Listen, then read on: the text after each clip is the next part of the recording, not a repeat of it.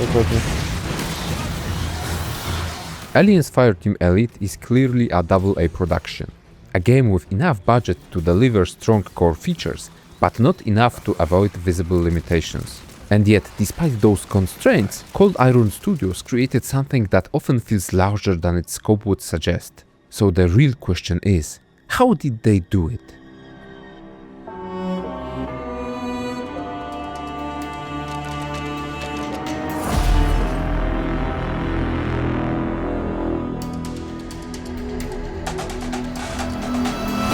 Look up. Oh, wow. Oh, nice.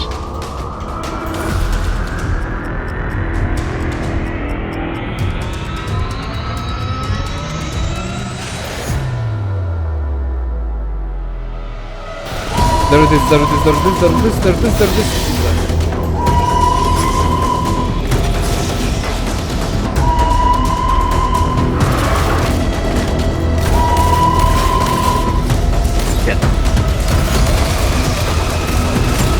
Oh, shit. Non-stop, non-stop, non-stop, non-stop. She's here, she's here! Go, go, go, go, go, go, go.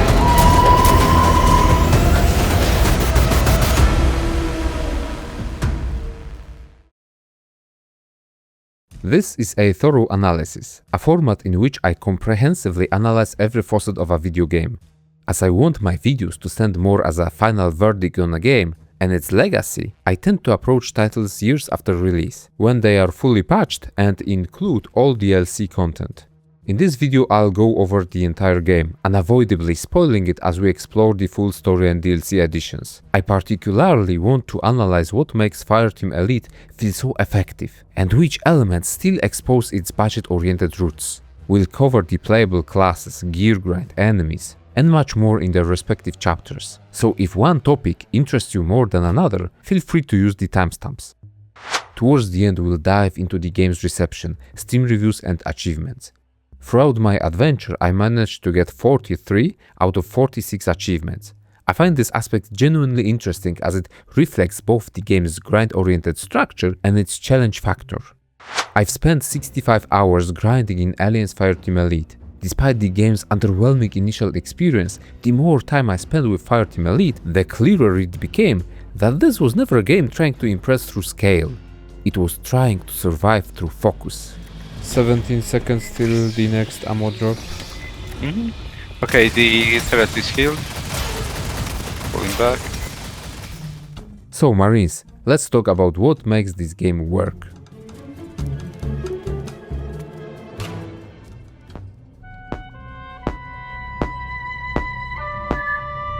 I can't lie to you about your chances, but you have my sympathies. Aliens Fireteam Elite is a squad-based shooter. Players control their character from a third-person perspective, create teams consisting of up to 3 Marines, and complete various missions together. The game is heavily designed around cooperative play. However, the developers still allow players to access missions solo, filling empty squad slots with synthetic android Marines. This is one of the first signs of the care and respect Cold Iron Studios shows towards the Aliens brand. Unfortunately, the initial experience is rough. The game begins abruptly aboard the Marine spaceship hangar, which serves as our hub area. There is no introductory cinematic, and the game almost entirely skips traditional cutscenes, with the Pathogen DLC being a small exception. Clear AA budget constraints immediately show up through the hub area. The bleak, unassuming hangar is populated by only a handful of stationary NPCs. These characters might as well all be androids, as they stand motionless in their assigned spots. The voice acting, while competent, rarely stands out. This issue is further undermined by the complete lack of facial expressions or even lip animations during conversations. Weyland-Yutani provided a jar of it, but never said where they got it from. All of this creates the impression that, at first glance, Fireteam Elite seems destined to become yet another forgettable licensed shooter. But then players begin their first missions, and the gameplay slowly starts winning them over. The tense firefights against relentless swarms of xenomorphs provide genuine pressure that remains refreshingly faithful to the movie experience. As the aliens scale walls, charge erratically, and overwhelm players with sheer aggression, perfectly recreating the feeling of facing unstoppable organisms that can never be underestimated. During combat, the game's firearms finally get their chance to shine. Aliens Fireteam Elite delivers genuinely strong gunplay, elevated further by immersive and powerful sound design. What looks like an unassuming roster of class kits quickly reveals itself to be remarkably well thought out during frantic encounters.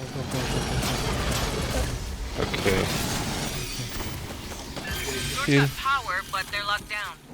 Cold Iron Studios designed its marine classes to fulfill player power fantasies while simultaneously reinforcing team composition and cooperation through complementary abilities. The locations, while initially cramped and confined within narrow space station corridors, gradually evolve into genuinely impressive set pieces. Open area. Yes.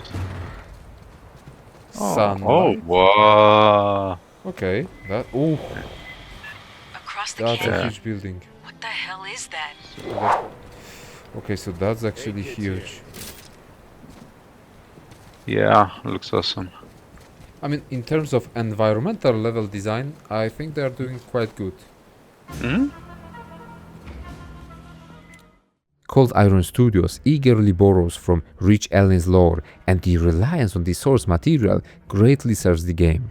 The studio secured a tremendous advantage by obtaining the rights to create a game set within the Aliens universe. A recognizable brand naturally elevates the final product, broadens marketing opportunities, and makes it significantly easier to break into wider audiences. It's the Aliens brand that does the marketing legwork, but after that, it's the sound game design that makes players stay. The developers clearly respect the world of Aliens. Cold Iron Studios incorporates numerous iconic and recognizable elements, weapons, vehicles, and most importantly, locations. The 4 base game campaigns take place across only 2 major environments, aboard the Katanka Orbital Refinery Station and within the Weyland-Yutani research facilities on planet LV-895. Again, this clearly exposes the game's limitations. Only 2 major locations inevitably result in reused assets throughout multiple missions. However, it's the unyielding focus of the developers that reforces that same limitation into a strength. The remarkably disciplined design approach of Cold Iron Studios allows each of these locations to stand out. The developers also structure missions in a way that gives nearly every operation its own distinct visual progression and atmosphere. All of this builds an atmosphere so thick and tense that it can genuinely stand alongside what we've seen in the films. What?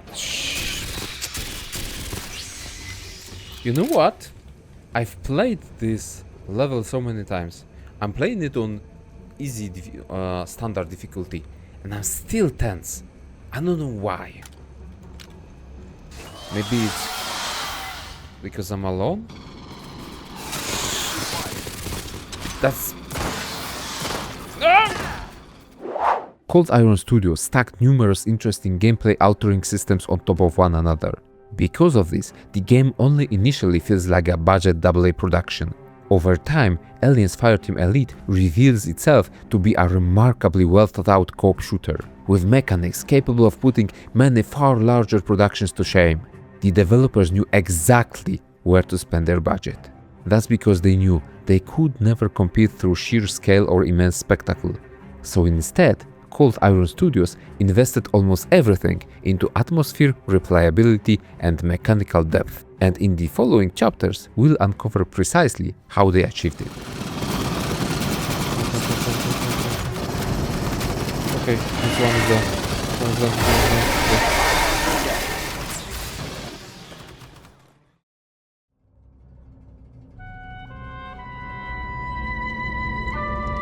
Alright, Higgs, Hudson, use your motion trackers. Let's talk about our class options. In Aliens Fireteam Elite, these are classified as loadouts, dividing Marines into 6 distinct classes. There's also a 7th loadout that players unlock later in the game. For the remainder of the video, I'll use the terms loadout, class, and kit interchangeably. Cold Iron Studios designed their Marine kits with very specific goals in mind. Every class comes equipped with a passive mechanic alongside 2 active abilities. What immediately stands out is that nearly every kit includes at least one ability centered around team utility. And that says a lot about the game's priorities. Fireteam Elite's class system carefully balances personal power with squad support. From the very beginning, the developers reinforced the game's cooperative gameplay loop through class design itself. Players level up their marine kits over time, unlocking perks that can significantly improve or even completely reshape their playstyle. That alone already demonstrates remarkably solid design philosophy. Passive abilities refer to each kit's personal mechanics. They add something for players to work with in regards to optimizing their gameplay or damage output. This way, passives become a mechanic governing the efficient way of playing. In other words, it becomes something that can distinguish great players from the good. Utility-based abilities provide a strong team play in a game where it should be a focal point. On higher difficulties, using those team-oriented cooldowns becomes immensely valuable and strategic. Each class also carries 2 weapons, selected from different weapon categories, creating another layer of distinction between loadouts. Heavy weapons offer strong firepower. Close-quarter weapons, the so-called CQWs, excel at short range. They are mostly SMGs and shotguns. We will discuss weapons and the intricacies of the perk system in the next chapter. Gunner embodies the game's most straightforward philosophy: aggressive, sustained firepower amplified through team synergy. This class serves as the core damage-dealing pillar of most team compositions. Armed with rifles and CQWs, Gunner becomes a highly versatile and reliable frontline damage dealer. The passive increases Gunner's damage output as long as the player continuously deals damage to enemies. It's the most straightforward passive in the game, and also the least mechanically demanding. Gunner doesn't overwhelm players with complicated systems to manage during combat. Instead, the class focuses on maximizing pressure through its active abilities. The first ability offers a satisfying grenade toss, but the class truly shines through Overclock, arguably the strongest offensive cooldown in the entire game. Overclock massively boosts fire rate and reload speed, drastically increasing the team's overall damage output. It can be used either to melt high-priority targets or to survive overwhelming xenomorph assaults. All of this makes Gunner an approachable yet highly effective class, one that becomes nearly essential for coordinated team play. Demolisher is your trusty heavy weapon specialist. Equipped with both heavy weapons and rifles, this class excels at raw destructive power and crowd control. Micro-rockets launch explosive barrages into targeted areas, dealing significant damage. Blastwave meanwhile pushes enemies away from the player, forcing them to stumble. This ability obviously becomes a powerful crowd control tool. Both skills directly influence Demolisher's passive. However, there is a clever catch hidden in this kit's design. Demolisher's passive increases weapon damage based on how many enemies are struck by abilities. There is a clear theme of area-based damage. The passive, however, introduces an interesting tactical conundrum. Are you supposed to start the encounter by firing micro-rockets at xenomorphs granting you additional weapon damage, or should you wait? You see, micro-rockets can do a lot of things, deal high damage to priority targets or stumble them. That additional stun effect might be the crucial help for the fireteam to squeeze in additional damage on a beefy target. But waiting for a perfect opportunity to strike wastes potential extra damage that could have been built from a successful early hit into a swarm of aliens. That constant balancing act between immediate optimization and tactical restraint is what separates mediocre Demolisher players from exceptional ones. With a single mechanic, Cold Iron Studios creates a class that rewards awareness, timing and encounter management rather than simple button spamming. Okay, so oh shit! Okay, so that's okay.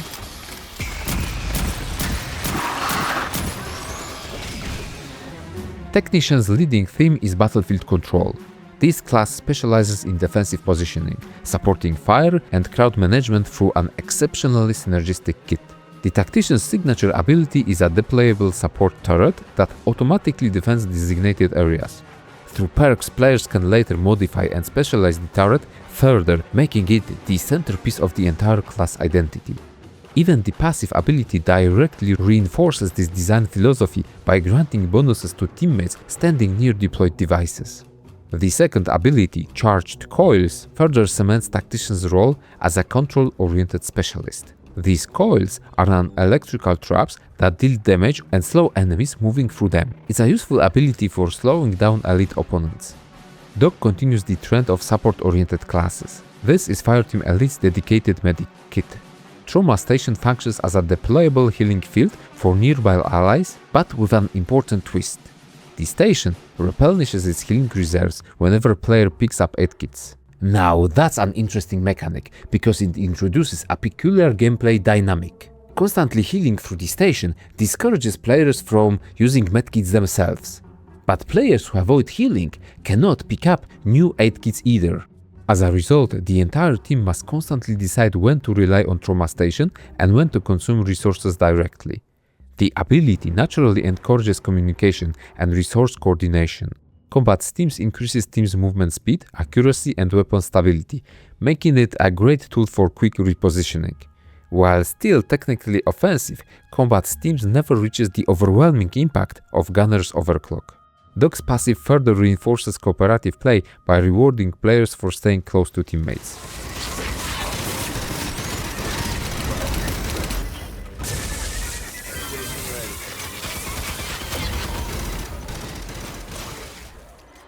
Phalanx is my least favorite class, and there is a good reason for it.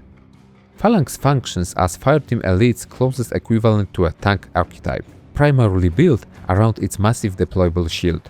Shield works well against synth enemies, blocking significant portion of their shots. Against swarms of xenomorphs, it demands knowledge, good attack pattern recognition, and most of all, strong positioning. In short, it requires skill. Shock Pulse acts as a close-range area attack that shocks and stumbles nearby enemies. It's a tremendous crowd control device and a key ability to regain some breathing room once overwhelmed by xenomorphs. Meanwhile, the passive ability increases damage output after successfully blocking attacks. Mechanically, this is easily one of the game's most demanding classes, especially on higher difficulties. But simply calling Phalanx hard doesn't fully explain the issue, because fundamentally, Phalanx feels counterintuitive to the Fireteam Elite's core combat flow. Xenomorphs are most dangerous at close range, and yet Phalanx pushes players directly into melee-oriented combat, placing them in constant danger. It's also the only class in the game that includes perks specifically increasing melee damage. So naturally, the question becomes, is Phalanx simply a badly designed class? Honestly, I don't think so.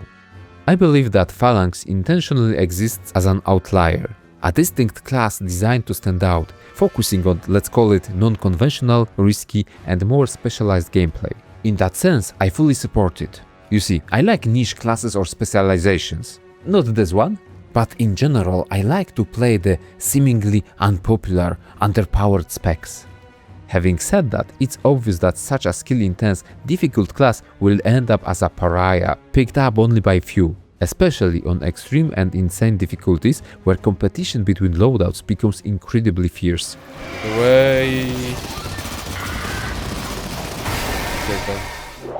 Lancer is the game's second heavy weapon specialist, and once again, Cold Iron Studios experiments with unconventional design philosophy.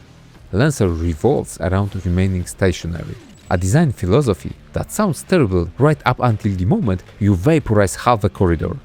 Lancer's passive supports this playstyle by stacking further damage increases the longer player stays still, also reducing the stacks when the player decides to move. This design philosophy might seem as another counterintuitive kit design. However, I would argue that Lancer's playstyle fits the gameplay much better than Phalanx. The class is designed around becoming a fortified weapons platform, essentially a second tank-oriented archetype focused on absorbing pressure through sustained firepower.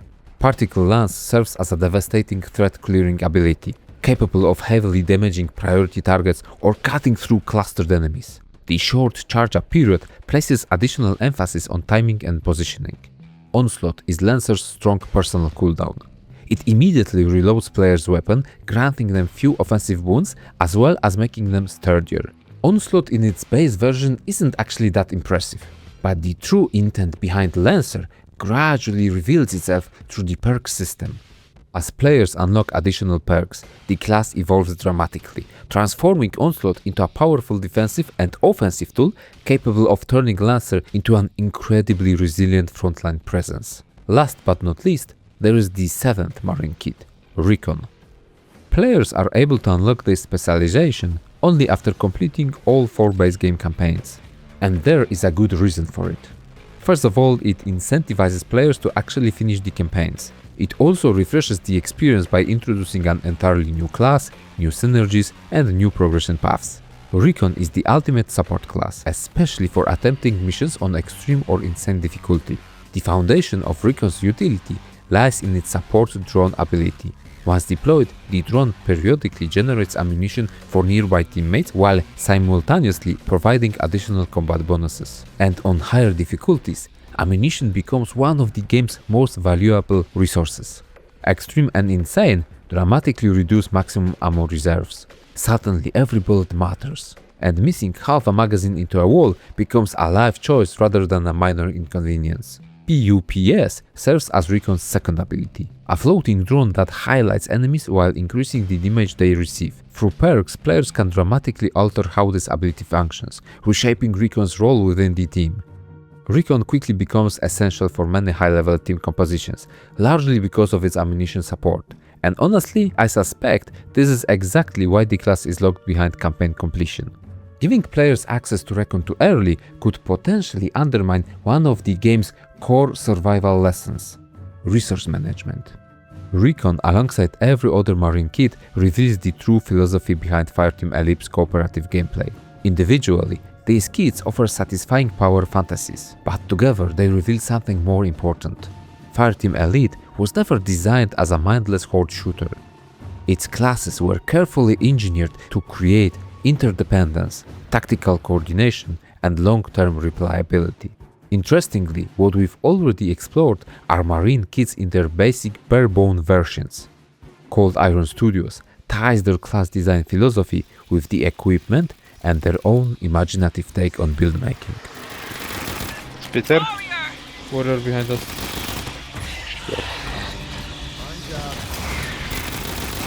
Oh, very good mine.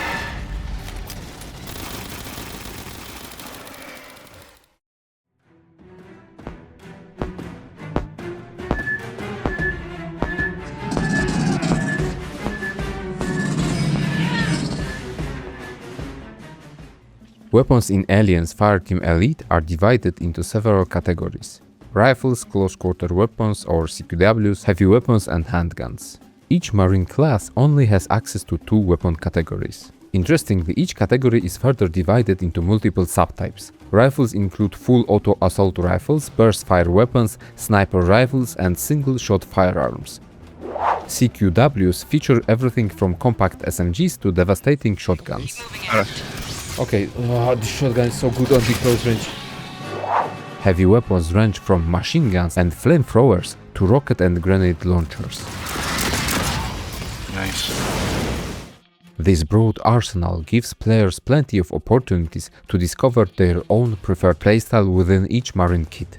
The sheer number of available firearms also ties neatly into the game's progression systems. Many weapons can be unlocked through mission rewards or purchased later in the hub area, creating a constant incentive to replay missions and experiment with new equipment. The weapon roster is further strengthened by the game's strong connection to the films. We start with the iconic Marine rifle from the second movie. The M41A2 Pulse rifle appears with its characteristic sound. Okay. Heavy weapons grant access to another legendary piece of Aliens hardware, the Smart Gun. This dedication to the source material adds a tremendous amount of authenticity and atmosphere. Each weapon is built around a collection of core statistics. The game relies on a design philosophy where all weapons are supposed to offer a balanced roster without clear superior choices. Of course, perfect balance is nearly impossible. Mathematically, some weapons will always outperform others, but the underlying philosophy remains important. Even if certain firearms are stronger, the game strives to ensure that most weapon remains viable, at least through the majority of the difficulty levels. This simple decision gives players far more freedom to use their favorite weapons instead of feeling forced into a handful of mandatory meta picks. Differences exist, but they rarely become overwhelming. Aliens Fireteam Elite also introduces a fairly traditional attachment system. Every weapon contains 3 upgrade slots for components such as magazines, muzzles, optics or grips. Here the same design philosophy applies. Attachments provide different stat bonuses and occasional special effects, but most are designed to remain competitive rather than creating a single obvious best option. Weapons can also be leveled from 0 to 4 stars. Each level grants passive improvements to selected weapon statistics, making firearms progressively more effective over time. This mechanic closely ties to the grind, which is still a sizable part of the game's core DNA. But despite the grind being a big part of the game, we quickly discover that the most fundamental part of player satisfaction lies not in choosing the correct gear or upgrades, it's the gunplay. Moment-to-moment combat feels exceptionally satisfying, and much of that comes down to the sound design. What I want to check is the handgun. Ooh! Damn! This thing is stronger than I thought. The majority of the guns I had tried, and I leveled up over 30 weapons, all felt fantastic to play. Grenade launchers, flamethrowers, heavy machine guns, and even a weapon that literally launches fireballs all managed to feel distinct and impactful. The audio design behind these firearms is genuinely among the best I've encountered in the genre. From the standard issue shotgun that just feels so mighty to the late game energy based shotgun, sporting some weird cybernetic noises while it reloads and reactivates, every weapon carries a strong identity. The absolute highlight, however, might be the Mark 7 Mod 2 CQW pistol. I still remember the first time I used it while running missions with my brother and a friend. The moment I pulled the trigger, that thunderous roar immediately grabbed everyone's attention. Both of them stopped what they were doing and started asking over Discord, "What the hell was that?" Cold Iron Studios' attention to detail extends even to smaller features. Weapon audio subtly changes as magazines run low, naturally signaling that a reload is approaching without relying entirely on UI elements. It's a small touch, but it's exactly the kind of small touch that great shooters are built on. Firearms neatly tie into the perk system. The game uses a remarkably thoughtful perk system built around a limited grid. As players level up their marine kits, that grid gradually expands, providing additional space for customization. But the true ingenuity of this system lies in how perks are fitted into that grid. At first glance, it resembles a small game of Tetris. Players must carefully arrange perks of different shapes and sizes, trying to fit as many upgrades as possible into the available space. It's a mechanic reminiscent of older RPGs where inventory management becomes a puzzle of its own. However, that's only the beginning. Many perks interact with one another, class abilities or passive mechanics. Certain upgrades must physically connect to the abilities they modify, forcing players to think not only about which perks they want to use, but also where they place them. So the build making isn't only about choosing the right perks. It's about planning an efficient layout and finding creative ways to fit everything together. An already engaging system becomes even more satisfying because optimization happens on 2 separate levels at once. Still, we are not yet done with this system. While many perks provide straightforward bonuses, such as increased ability damage, shorter cooldowns or extended durations, others fundamentally alter how certain abilities function. Each class has access to several transformative perks that completely replace or rework existing abilities. This way, Gunner's grenade toss can be transformed either into a cluster grenade with a larger blast radius or a flame grenade. The latter actually changes the ability in a more meaningful way. The grenade is no longer an aimed and thrown ability.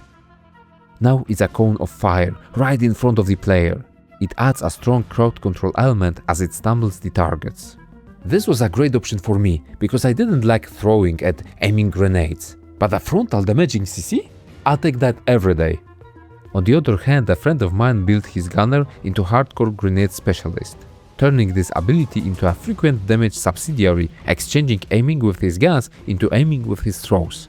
And while we can certainly debate which builds perform best on extreme or insane difficulty, one thing is undeniable. Fireteam Elite gives players meaningful agency in how they build their classes. This is my recon build.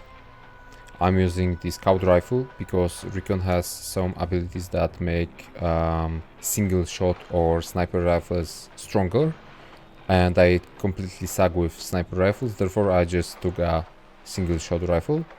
And then there is the CQW, the cybernetic shotgun that I've got in the DLC campaign. It's the reward for finishing the DLC. Anyways, here are my perks. So my idea for this thing is first of all to differentiate PUPS ability, because I don't need it to reveal enemies and lower their damage, because in theory I don't want them to even get close enough to be able to deal damage. Therefore I changed it for best friend. It changes PUPS to a more support oriented ability because it grants a lot of additional boons to the team. Yeah, it's just a better support ability, and then I'm just adding like increasing the duration of the ability and even further enhancing it by the threat detected, which increases accuracy and stability, but only for myself. This thing is pretty cool. Got your back. If two teammates will kill an enemy that is attacking one of those teammates, their weapons are getting reloaded instantly, and I actually forgot about this ability. I mean, I forgot that I chose this perk, and when I was playing I just found it like weird. I thought it was a bug that from time to time my weapon auto reloads. I just forgot about it, and my brother even noticed that, and then as I checked the perk grid, I rediscovered that I took this one. It's a very useful thing to have. The build making opportunities can wildly differentiate or complement class gameplay. Lancer is a great example. Through perks, players can modify Onslaught, the class' personal offensive cooldown, to prevent damage stacks from decaying while moving. Suddenly, an ability originally designed around stationary firepower becomes an incredibly valuable repositioning tool. One perk changes the entire philosophy of the skill. That's excellent game design. The perk system also ties directly into weapon specialization. Every class gains access to perks that improve the weapon categories associated with that loadout. Now this is interesting, because weapon-based perks do not offer a stat enhancement that directly refers to increasing weapon damage. Instead, they focus on secondary statistics such as fire rate, reload speed, handling, or weak point damage. Of those, weak point damage comes closest to being a direct damage increase, but even then, players only benefit if they consistently land precision shots. It's a fascinating design decision, and one that makes a lot of sense. You see, it all falls back to the players always trying to optimize their builds, even at the cost of making the game less fun, actively reducing their choices, just to consider few most efficient options. Cold Iron Studios takes a different approach. Rather than offering obvious damage boosts, many perks improve performance indirectly. Fire rate, accuracy, weak point efficiency, cooldown management, these bonuses still matter, but they require players to think about how they want to improve their character. By reducing the appeal of straightforward damage stacking, the game indirectly strengthens its more creative and specialized perks. And the system goes even further. Each class unlocks exclusive and universal perks. The universal ones can be used by other Marine kits in their builds. This creates a surprisingly elegant progression structure. Even players who primarily stick to one or two classes don't start from scratch when experimenting with a new kit. They already have access to powerful universal upgrades earned elsewhere. It's a small design choice with enormous consequences. Many grind-heavy games punish experimentation because trying a new class means abandoning dozens of hours of investment. Fireteam Elite does the opposite. It actively encourages players to branch out by removing many of the usual barriers. The same philosophy extends to weapons. Once a firearm has been fully leveled, it remains fully leveled for every compatible class. A maxed out weapon can immediately be used on newly leveled kits, provided they have access to that weapon category. Again, a seemingly minor decision that becomes a substantial quality of life improvement. As a result, progression feels shared across the entire account rather than isolated to individual classes. As a final layer, the game introduces consumables. These are single-use items that players can bring into missions for additional tactical flexibility. Consumables range from different kinds of mines, the crowd-controlling frost grid, the famous automatic turrets, a scouting drone, or even incendiary ammo. The choice is quite vast. Used correctly, consumables can significantly alter the flow of a mission and help teams overcome particularly difficult encounters. Their usage is limited, however, encouraging players to think carefully before deploying them. Additional consumables can occasionally be found during missions, rewarding players who thoroughly explore their surroundings. I guess here. Okay, we've got one side covered.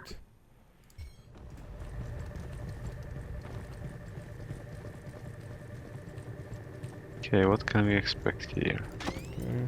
Okay. Oh, I've got mines still. Yeah, me too. Aliens Fireteam Elite is built around incredibly, dare I say, surprisingly strong gameplay systems. Weapons and perks create a build crafting framework that is both approachable and deceptively deep. Weapons encourage experimentation, perks encourage specialization, classes encourage replayability. Together they create a progression loop that remains engaging long after the campaign ends. Oh, ow. Ow, ow, ow. Aye, sorry. I'm trying to stick to the left. This is how the progression-based systems should work, especially in games built around replayability and grind. With player progression covered, the game now faces a different challenge, providing enemies capable of matching that growing power. So, let's talk about the alien threat.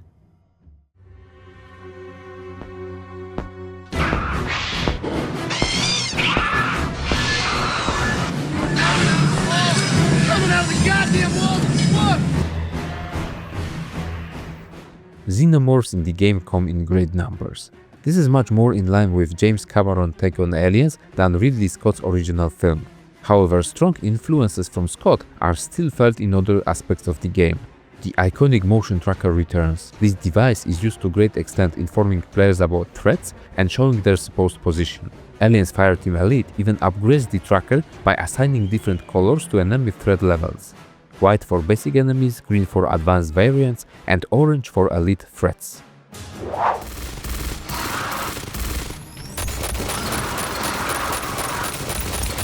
You see, enemies come in various types. The runners, known from Alien 3, are the basic enemies usually swarming players from different locations. Developers did a tremendous job in designing their frantic advances. Aliens crawl through ceilings, advance from walls and pillars. Simply watching them move feels incredible. Runners represent the cannon for their opponents. Easy to kill, but coming in overwhelming numbers. However, on higher difficulties, even a single basic xenomorph can deal high amounts of damage if allowed to close the gap. The lethality of the enemies is ever present, which feels incredibly faithful to the franchise. After runners come stronger xenomorph types. The most lethal elite enemies announce their arrival for a specific type of hiss or a powerful roar. Yeah. Fine with it. Nice. But that sound is so haunting. This, with the addition of the colored dots on motion tracker, directly supports gameplay. Thanks to the visual and audio cues, players can immediately identify threats as they approach. Bursters are the first stronger type of xenomorph players would likely encounter. These aliens store enormous amounts of volatile acid within their bodies, which effectively transfers them into living bombs. Once killed, they explode, leaving behind a massive pool of acid. While bursters do not directly announce their arrival, they have this specific hiss that can be heard as they are approaching.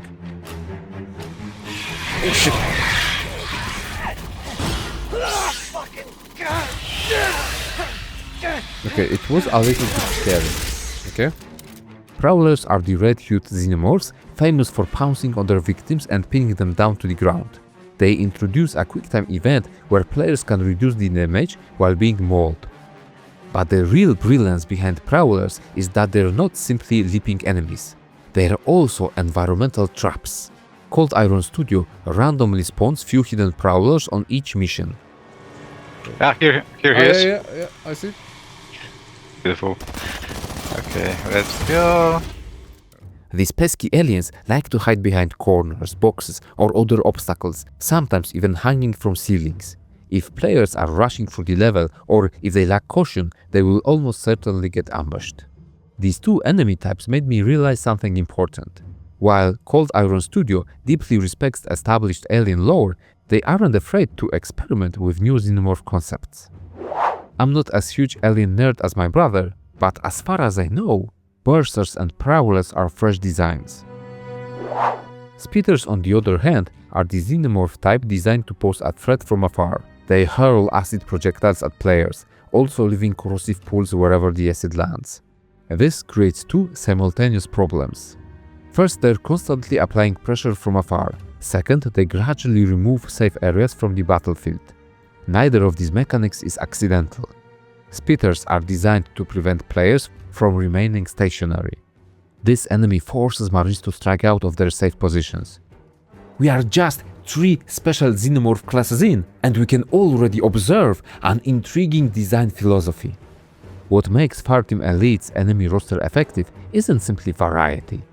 It's that nearly every special xenomorph type is designed to force a different player response. Cold Iron Studio designs each special enemy class to create a different kind of challenge for players. Prowlers enforce caution and uncertainty. Bursters force players to move back. Spitters, on the other hand, encourage taking initiative and striking out.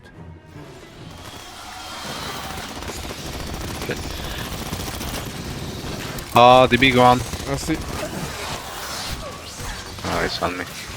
Drones are an impressive mix of gameplay design wit and faithfulness to the source material. This is the first bipedal xenomorph type, which already distinguishes it from the quadrupedal swarm. You see, these are the aliens we know from Alien Isolation, or the original Alien film. Highly intelligent, incredibly lethal predators capable of closing the distance within seconds. Drones are also particularly agile.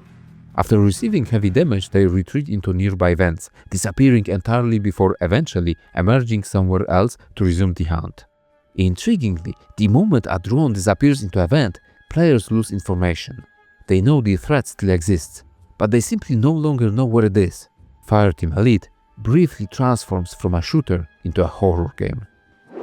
This cat-and-mouse play makes drones an intense and uncomfortable enemy to fight, which then is further amplified by their haunting hiss, announcing their arrival. This is also where the motion tracker shines as a gameplay feature. It introduces tension by giving player every information before they see the enemy. Thanks to it, we hear the hiss, the audio cue, we see the green dot, the visual cue, therefore we can prepare. It speaks to the identity of aliens, where a blip of massive dot pool on the tracker can introduce the same dread as actually seeing the swarm. Warriors open the upper bracket of elite enemies, the highest priority targets marked by orange dots on the radar. Warriors, similarly to drones, charge at the players towering amongst the swarm. These are even larger xenomorphs, not as agile as drones, but instead much sturdier. In fact, warriors do not retreat. Once they get close, they continuously attack. The Crusher is another high-tier xenomorph variant. These quadrupedal huge beasts are mostly known for their devastating charges. They rush at players' location, making them something akin to a rhinoceros version of xenomorphs. Crushers are particularly interesting as they change the fundamental philosophy of approaching the enemy.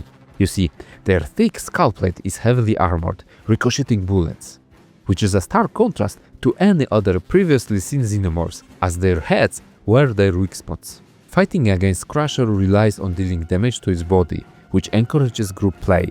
The player that's being pursued has to lead Crusher, positioning the beast in a way to uncover its weak spots for the rest of the team.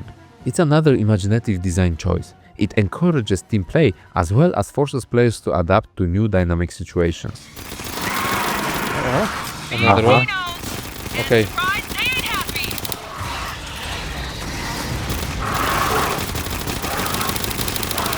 It deflects projectiles from the front. Yeah.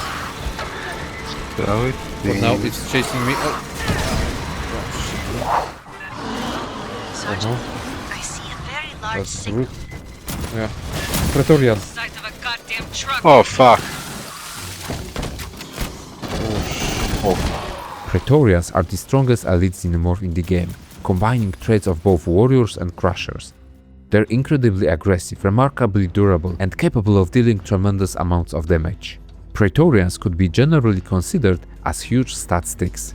Dangerous mostly because of how bulky they are and how much damage they can mathematically output, rather than because they introduce particularly unique mechanics or attack patterns. Of course, you could think I'm bashing on this design, but it wouldn't be fully correct. You see, Praetorians do have one notable mechanic. Every now and then, after attacking, they rear back and roar, exposing a vulnerable weak point on their chest. Beyond that, however, they largely combine attacks and behaviors already seen on previous elite xenomorphs.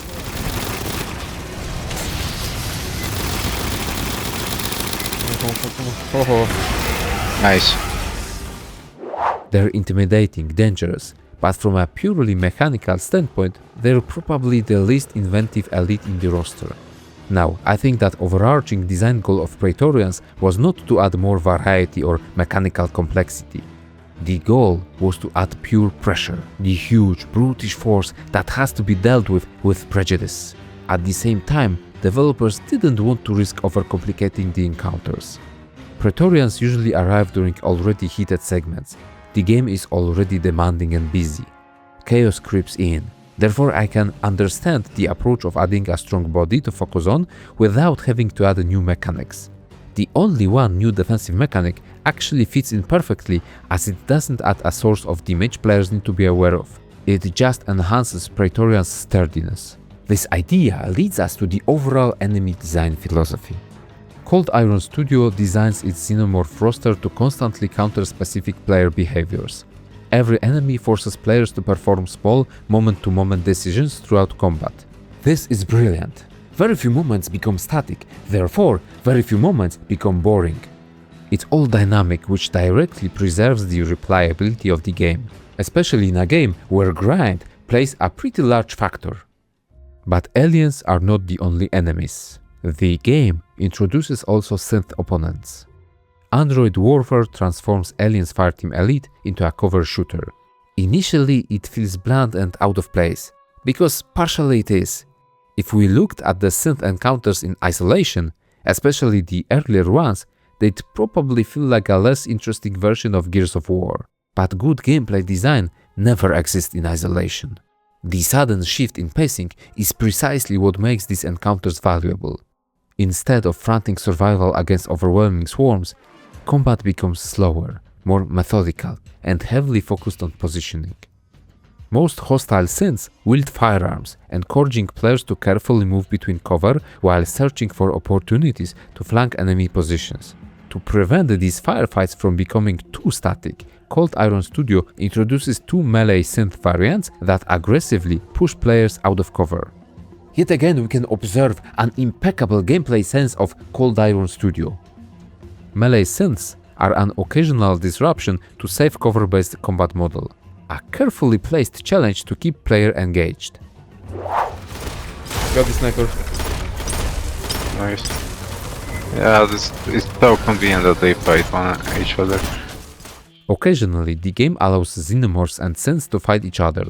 While not a major gameplay system, these moments add spectacle and reinforce the feeling that players are caught between competing threats rather than existing at the center of the universe. The motion tracker retains its vital role, as synth enemies have their own green and orange type androids.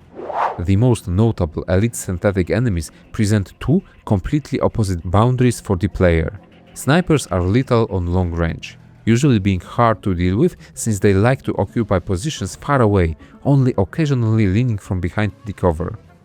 Thankfully, Cold Iron Studio communicates their attacks exceptionally well through bright red laser sights, giving attentive players enough time to react.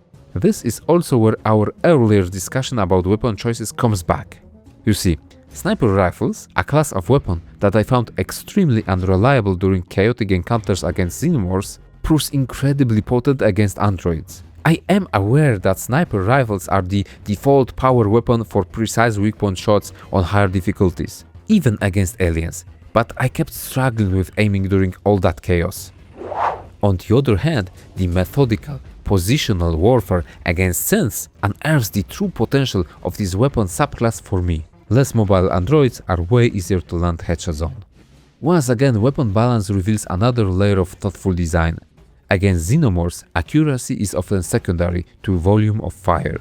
Against synths, precision suddenly becomes king, which is a fundamental combat difference between enemy factions.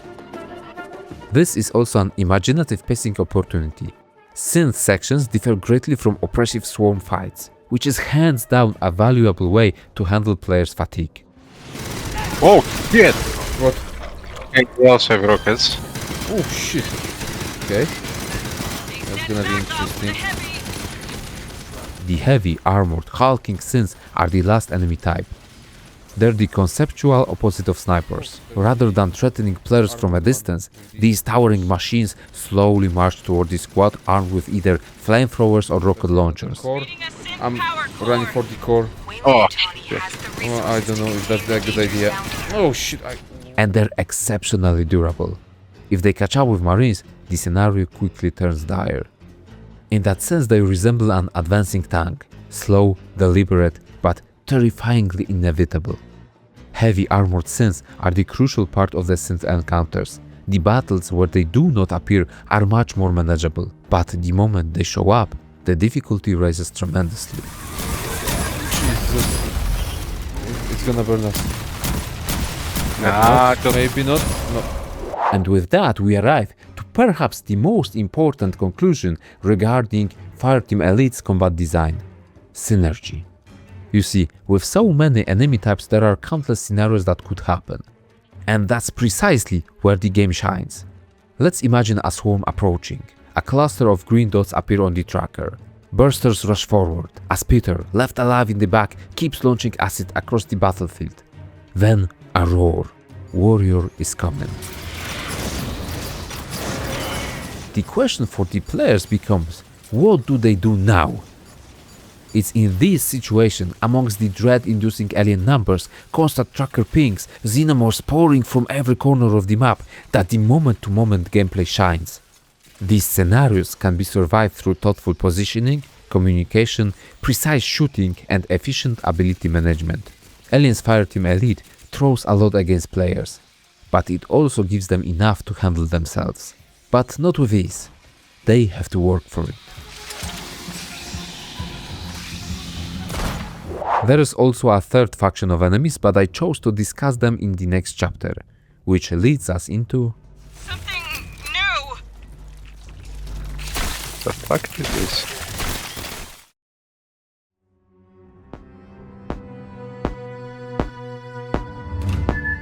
Look on my works, ye mighty, and despair.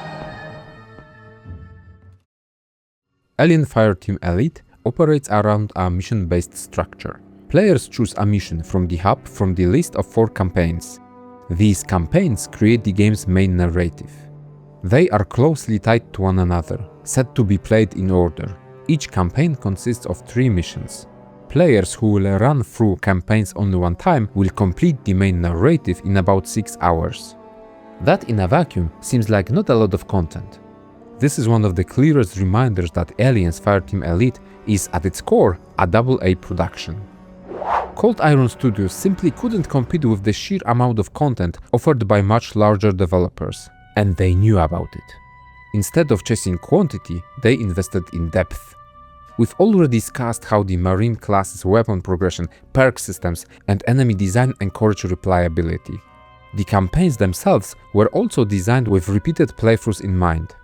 To support this idea, Cold Iron Studios introduced a light form of procedural variation into many missions. Various locations use soft RNG to determine which variant of the level players are going to face. However, in the end, these elements end up being minuscule.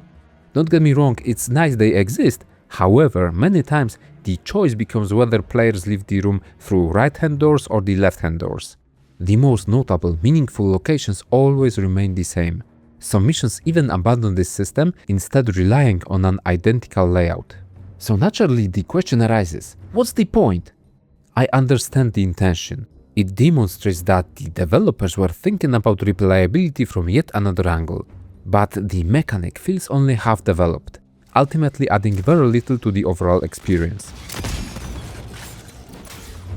The first campaign, Priority 1, sends a squad of colonial marines to the Katanga orbital refinery, after a distress signal suddenly goes silent. Huh. Just emergency lights. And maybe we can kick the backup power after we grab Honecker. Their primary objective is to rescue Dr. Timothy Honecker, a Weyland-Yutani scientist. And if you're even remotely familiar with the Aliens universe, hearing the words Weyland-Yutani scientist immediately raises few red flags. For the few unaware ones, Weyland-Yutani is pretty much the main evil corporation of the franchise. What I particularly appreciate is how Cold Iron Studios approaches the opening of the story. It won't take long before players are scaling the dark, abandoned, asphyxiatingly tight corridors of the space station, eventually encountering their first xenomorph. Cold Iron Studio unapologetically drops the usual flair of inexperienced marines stumbling into the unknown, discovering the alien threat and learning as they go. No, these are the elite colonial marines. The narrative operates long after humanity's first encounter with xenomorphs. So when the first alien appears, it isn't treated as some unbelievable revelation. It's more of a grim confirmation of what the Marines already suspected had happened to the station's personnel. At the same time, our squad is still unaware of the extent of Weyland-Yutani's involvement. It's a clever narrative balance. The game avoids retreading familiar introductions while still preserving a sense of mystery surrounding the corporation itself. It also benefits replayability. Players rerunning the first mission are thrown into meaningful action almost immediately, instead of sitting through lengthy exposition. The Katanga orbital refinery establishes the visual identity of the opening campaign. Narrow industrial corridors intertwine with heavy machinery, maintenance areas, cargo bays, and sterile corporate offices. The art direction deliberately avoids flashy science fiction aesthetics. Instead, it embraces the grounded, industrial futurism established by the original films. Everything feels functional first and beautiful second, which ironically makes the world feel far more believable. The first level immediately acquaints players with Fireteam Elite's approach to level design. Okay, ready? Its structure is fairly simple. Corridors connect larger combat arenas where players fight against waves of xenomorphs before advancing further. Every now and then the game places ammo crates, medkits or additional consumables along the way.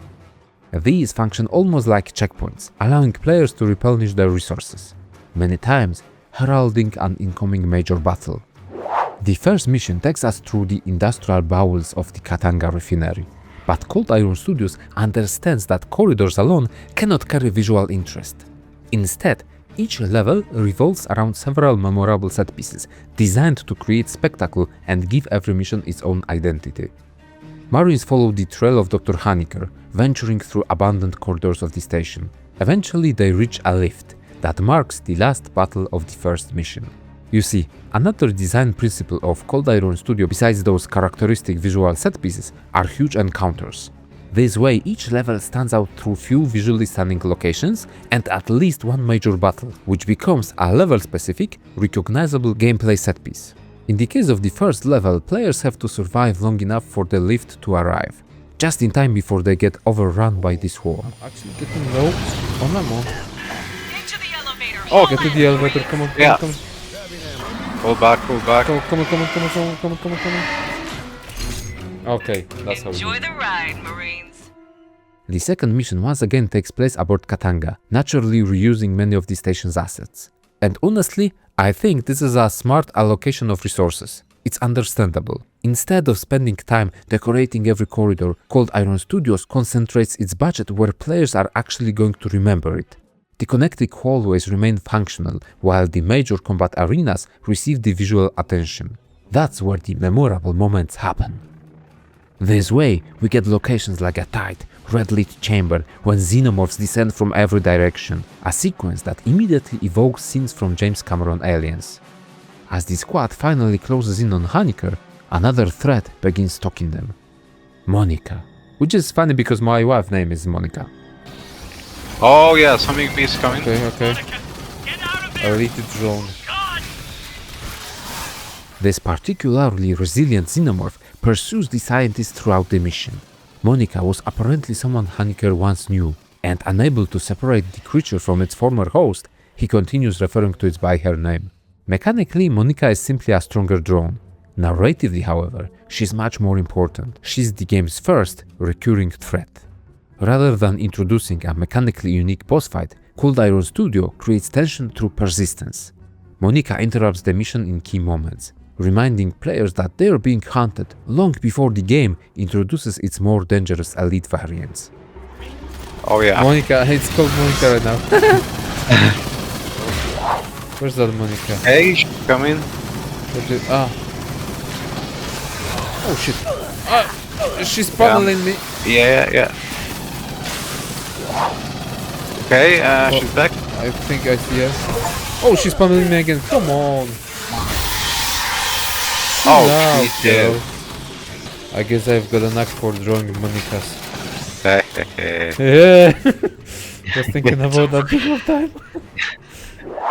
Eventually, the squad defeats the creature during the final stand and finally reaches Honecker. The third and the final mission of the campaign has Honecker joining the squad. Now the team has to fight their way towards the landing pads to escape Katanga altogether. Every mission within Fireteam Elite tries to establish its own identity, and this one is no exception. This time the action moves into the flooded, lower sections of the station, including areas beneath the reactor encountered during the opening mission. It creates a satisfying sense of continuity while simultaneously giving the level its own distinct atmosphere. This mission also introduces a new mini-mechanic. Initially, players recover data from a single damaged synth to unlock the next section. Later, the idea expands into locating several disabled androids scattered throughout an active combat zone, while simultaneously holding back waves of xenomorphs. It's a small detail, but it demonstrates good pacing. More importantly, it exemplifies a great design sense of the studio as they fluently scale the mechanic into a more challenging task. Upon reaching the landing pads, Honecker uncovers the truth. Weyland-Yutani synths brought local animals up to, replenish the hive. Oh shit. Then eggs back down for experiments. They bred Xenos? Weyland-Yutani had been breeding xenomorphs aboard Katanga. For longtime fans of the franchise, this revelation is hardly surprising. But for newcomers, it neatly explains everything the Marines have witnessed throughout the campaign. It even provides a plausible explanation for Fireteam Elite's original xenomorph variants. Creatures like bursters and prowlers could easily be interpreted as genetically engineered or selectively bred strains developed through Weyland-Yutani's experiments. The campaign concludes with one final desperate defense as the dropship attempts to detach from the landing platform. To prevent the finale from becoming another static defensive battle, the developers introduce small objective-based interruptions. Every so often, players must leave their fortified positions and venture directly into the incoming swarm to manually assist the dropship. On lower difficulties, these objectives barely register. On extreme and insane, however, they become genuine tactical hurdles that demand coordination and proper timing. The mission ends with a valiant escape from overwhelming xenomorph swarm, something that's supposed to show that Katanga Orbital Refinery is already doomed. Okay, let's go. We need to run. I'm trying. Throughout the campaign, two design philosophies become immediately apparent. The first is mechanical. Cold Iron Studios constantly inject smaller groups of roaming xenomorphs into otherwise quiet sections. Even when nothing major is happening, players are rarely allowed to completely relax. Combined with the occasional environmental jumpscare, it keeps tension up throughout the mission. The second design philosophy concerns the writing. Aliens Fireteam Elite occasionally leans into Marvel-style banter. I understand the intention. These are seasoned colonial marines trying to ease the tension with humor after years of fighting xenomorphs. relax and enjoy the ride home. Just keep the civvy from throwing up during my burn. Put a bag over his head or something.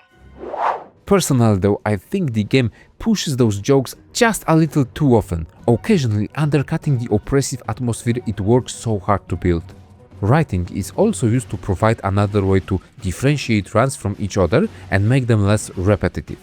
Certain sections feature alternate dialogue lines that can randomly play during different runs.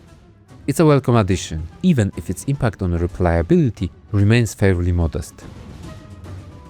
The second campaign, Giants in the Earth, moves the action to LV-895, an Earth-like colony world where yet another Weyland-Yutani research facility has fallen victim to a xenomorph outbreak.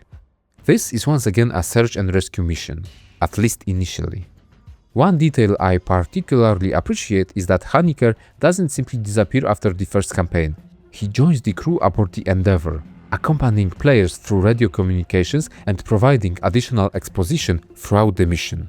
It gives the story greater continuity while naturally expanding the game's lore.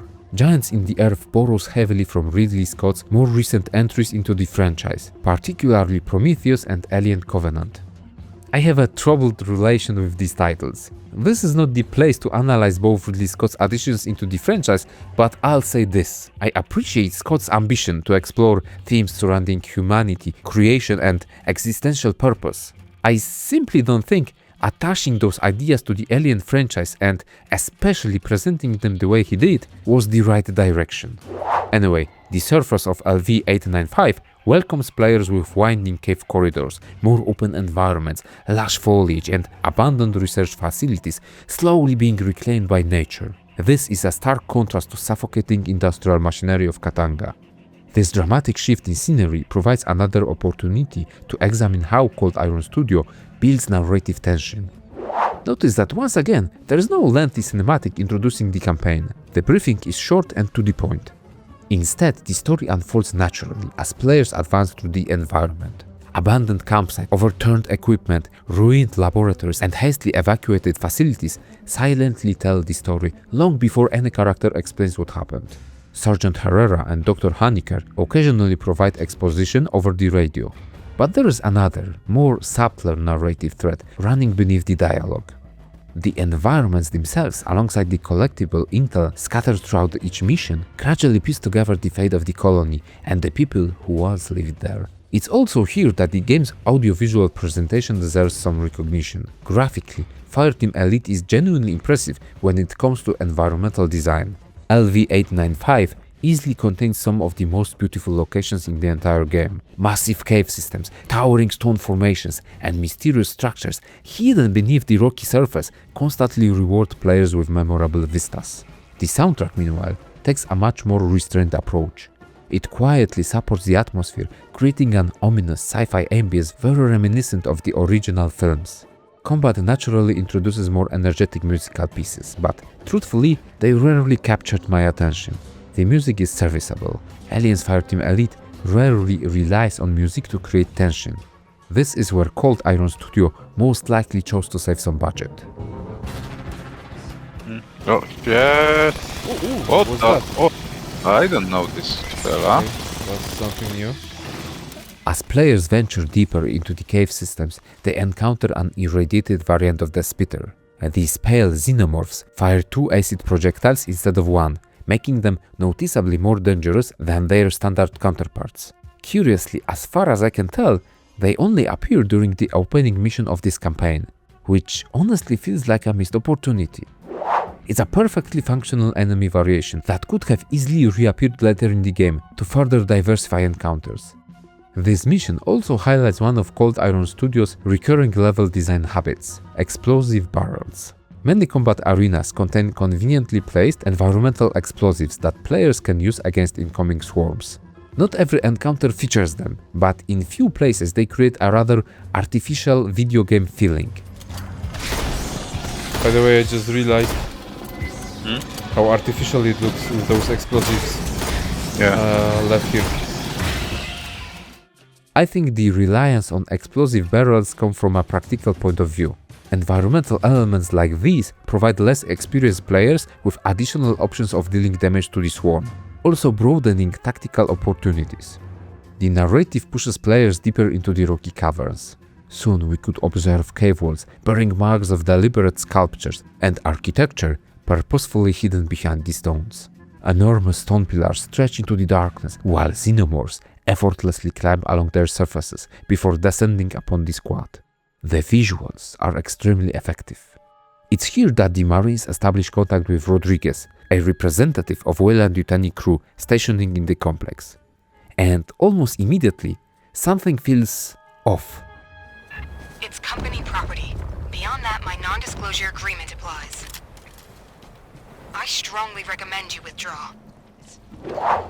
Give me time to contact the Home Office for guidance. What the hell's her problem? Does she even want to be rescued? Despite the colony being overrun by xenomorphs, Rodriguez repeatedly attempts to gently discourage the Marines from advancing further into the complex. Naturally, Sergeant Herrera has no intention of turning back. The objective remains unchanged: find the survivors. Mission 2 gradually builds upon this growing sense of suspicion. Concerned by Rodriguez's increasing strange behavior, the Marines ask Esther, their own synthetic companion, to investigate the colony's internal records. The deeper they dig, the clearer it becomes that Weyland-Yutani is hiding something. At the same time, players encounter another obstacle: hostile synths. This marks the campaign's first significant pacing shift. After spending most of the game fighting relentless xenomorph swarms, players suddenly find themselves engaged in firefights against armed, less mobile androids. Narratively, Rodriguez explains that these synths are simply following automated security protocols that even she can no longer override. She continues pleading with the Marines to retreat, but Herrera refuses. Occasionally, wandering xenomorph patrols enter the battlefield, allowing players to manipulate both enemy factions into fighting one another before cleaning up whoever survives. Mission 2 also marks the point where Cold Iron Studios fully embraces the influence of Prometheus. Enormous statues depicting the engineers begin appearing throughout the facility, making the inspiration unmistakable. The theme continues into the final mission of the campaign. The synths grow increasingly hostile, introducing new enemy variants, including flamethrower units and heavy rocket launcher synths. This mission stands out for two reasons. First, Cold Iron Studios once again introduces a new gameplay mechanic. Defeated synths can occasionally drop synth cores, which players must retrieve and later use to overload various pieces of machinery. It's a simple objective, but one that immediately creates interesting tactical decisions. Do you clear enough enemies for a teammate to safely retrieve the core? Or do you risk someone diving into enemy fire before the opportunity disappears? This strategical factor grows to immense heights on higher difficulties. However, the developers don't leave this mechanic as a one-off gimmick. It evolves through the level. The final battle involves the same idea. This time, players must destroy the rogue AI, controlling the synth forces, by overloading two separate computer terminals. Each terminal offers a relatively safe defensive position, complete with ammunition crates, but moving between them while under relentless pressure can quickly throw the entire encounter into chaos. Once again, Cold Iron Studios introduces a mechanic in a simple environment first, before scaling it into a much more demanding scenario. Unfortunately, the second defining feature of this mission is considerably weaker. It's the narrative. I've already spoiled the existence of the rogue AI, but honestly, the game itself isn't particularly subtle either. Rodriguez had been acting suspiciously throughout the campaign, so the moment she casually asks Sergeant Herrera to call her Cynthia, you know, synth, yeah? The alarm bells immediately started ringing. We're ready for you. And please, call me Cynthia. Cynthia. Cynthia the synthetic. Cynthia, I just got it. The following exchange somehow managed to be both funny and mildly frustrating. Herrera remains completely oblivious to the increasingly obvious hints while desperately trying to rescue survivors from the complex, where Cynthia repeatedly insists there are no humans left to save. Yes. We're not gonna leave you in their hands, Rodriguez. There's You're a... not Okay. understanding me. I repeat, the only ones here are synthetics. Nice. I need you to speak plain, Rodriguez. Okay. What do you want? Call me Cynthia. Cyn- Jesus. SN Weyland-Yutani Model 9500. The I reveal. am the central computer of Paula Station. What a reveal! You gotta be fucking kidding me. I think we are led by a moron. It culminates in the expected confrontation, naturally fought through multiple waves of hostile synths. While Cynthia herself never becomes a particularly compelling antagonist, the larger mystery surrounding her certainly does. What exactly were Weyland-Yutani's androids protecting so fiercely? That question leads us directly into the third campaign, The Gift of Fire, an obvious reference to Prometheus. Interestingly, the campaign begins immediately after the events of Giants in the Earth, making these two campaigns feel almost like a single interconnected storyline, something we will return to later. For now, the Marines quickly discover that synths were guarding the engineered technology, which later transitions into the whole ruins of the Precursor's civilization. Once again, Cold Iron Studios draws heavily from Ridley Scott's later Alien films. The cold blue corridors, the mysterious architecture, and the haunting atmosphere immediately evoke Prometheus and Alien Covenant. With Cynthia gone, the Xenomorphs once again become the primary threat. This is also where Cold Iron Studios continues gradually escalating the game's difficulty. Every campaign introduces new threats. This time is the Crusher. And just to make sure the players understand the assignment, the game introduces two of them at once. Exploring the engineered ruins ultimately leads to one of Fireteam Elite's biggest discoveries. Hidden deep beneath the facility lies an engineered spaceship. Not merely a crashed relic, a functioning spaceship. Still powered, still operational. The final mission takes place aboard this ship. This is where Cold Iron Studios fully embraces the source material. The level is packed with recognizable locations, jars filled with the infamous black goo, and even the massive engineered cannon from the original Alien. This is also where a new faction of enemies is discovered, the pathogen mutated creatures. The first enemies players encounter are small spider-like organisms that rush the squad in large numbers before exploding on contact. Soon after, the mystery surrounding the missing colonists is finally resolved. Many of them have been transformed into grotesque pathogen husks, shambling through the corridors in a way immediately reminiscent of Fiefield's mutation from Prometheus. It's another fantastic example of how deeply Fireteam Elite embraces wider Aliens universe. The game doesn't simply reference the films, it builds upon them. We need more studios like Cold Iron, really. The engineered spaceship becomes a level, the black goo inspires enemies, and the engineered architecture provides the whole campaign with a theme. It's incredible. The final new enemy type is the Stalker.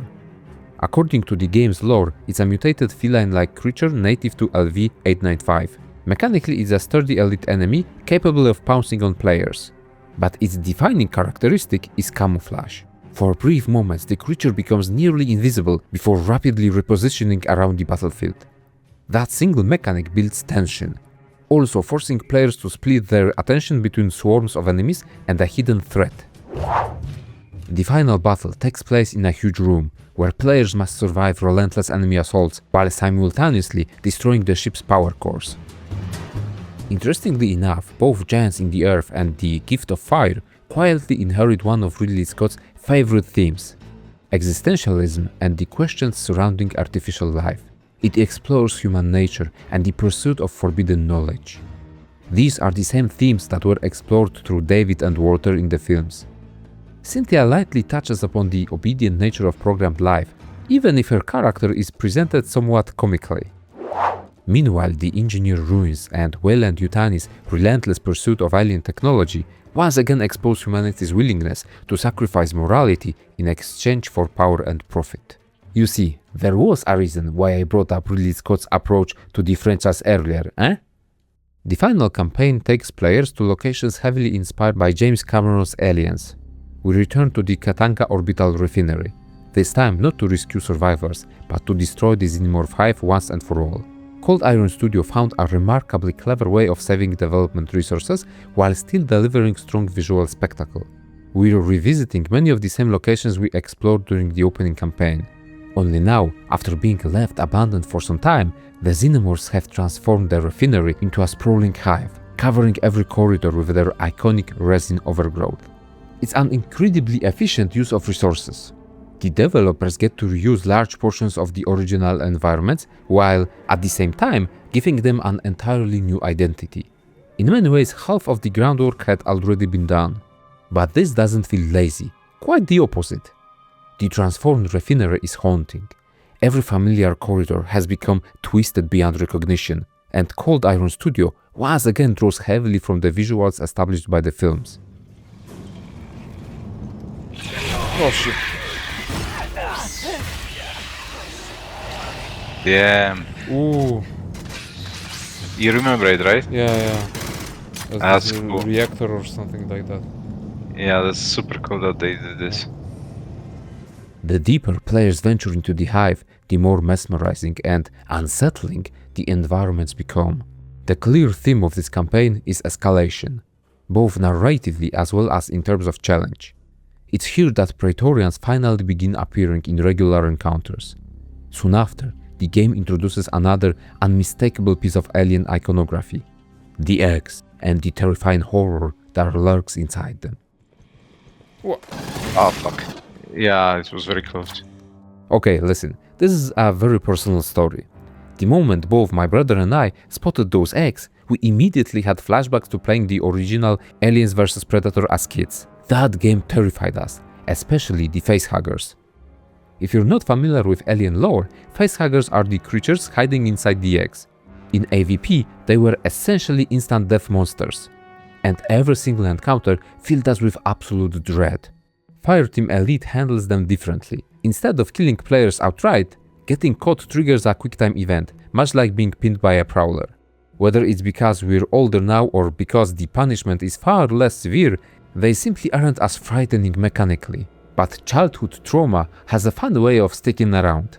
Maybe we're fine on health. Because there is gonna be. Oh shit! Oh, okay. I don't like Okay, this at all. Okay. Every single time we saw those hand-like spiders, we instinctively slowed down. Cold Iron Studio reinforces that tension through environmental design as well. The eggs naturally blend into the hive's organic overgrowth, making it surprisingly easy to walk right beside one before realizing what you're looking at. It creates a constant sense of paranoia. As the squad descends deeper into the nest, they discover the fate of the previous Colonial Marine team. They're all dead, meaning our squad is the last one left capable of finishing the mission. And throughout this entire descent, one thought kept returning. Are we going to fight the Queen? Eventually players arrive at a massive combat arena, generously stocked with ammunition, medkits and consumables. That's never a good sign. The objective is to rig the entire refinery for detonation, while Xenomorphs pour into the arena from every direction. The sheer amount of supplies suddenly makes perfect sense. The encounter itself is already challenging, but once the explosives are armed, the mission immediately shifts gears. Players have to escape the station before the countdown reaches 0. The original route collapses behind them, forcing the squad onto a different path. And that's where she finally appears. The Queen. Oh shit! Queen! Run! Run! I can move. Oh, okay, here. Okay. Go. Just go. Facehugger! Fuck it, fuck them. Run. Unfortunately, she isn't a traditional boss fight. Instead, she serves as one final environmental obstacle during the desperate escape sequence. She's here. Go. You're here? Yeah. Yeah, go. Don't stop. Can she crawl in here? She can't. What? No, she can't crawl. Oh, okay, we're good. Come. Buckle in, shore party. We're burning to escape debris scatter. Hell yeah. For some players, that may feel like a missed opportunity. Many Alien games conclude their campaigns with an epic battle against the Queen. Fireteam Elite chooses a different approach. She appears only briefly. The moment is undeniably memorable and appropriately intimidating, but the interaction itself remains limited. As a result, it left me slightly disappointed. Destroying the Katanga orbital refinery concludes the base game's campaign. Taken as a whole, the 4 campaigns tell an enjoyable story, but one that feels partially disjointed. In an effort to incorporate as much material from across the Alien universe as possible, Cold Iron Studio separates the central Xenomorph storyline with an extended detour focused on rogue synths, engineered technology, and the pathogen, which raises a perfectly reasonable question. Shouldn't the infestation aboard Katanga have been dealt with immediately? In the end, the story is not the main selling point of the game. It's the gameplay that counts. But simply finishing all 4 campaigns doesn't conclude one's Fireteam Elite experience. It's finally time to talk about the endgame.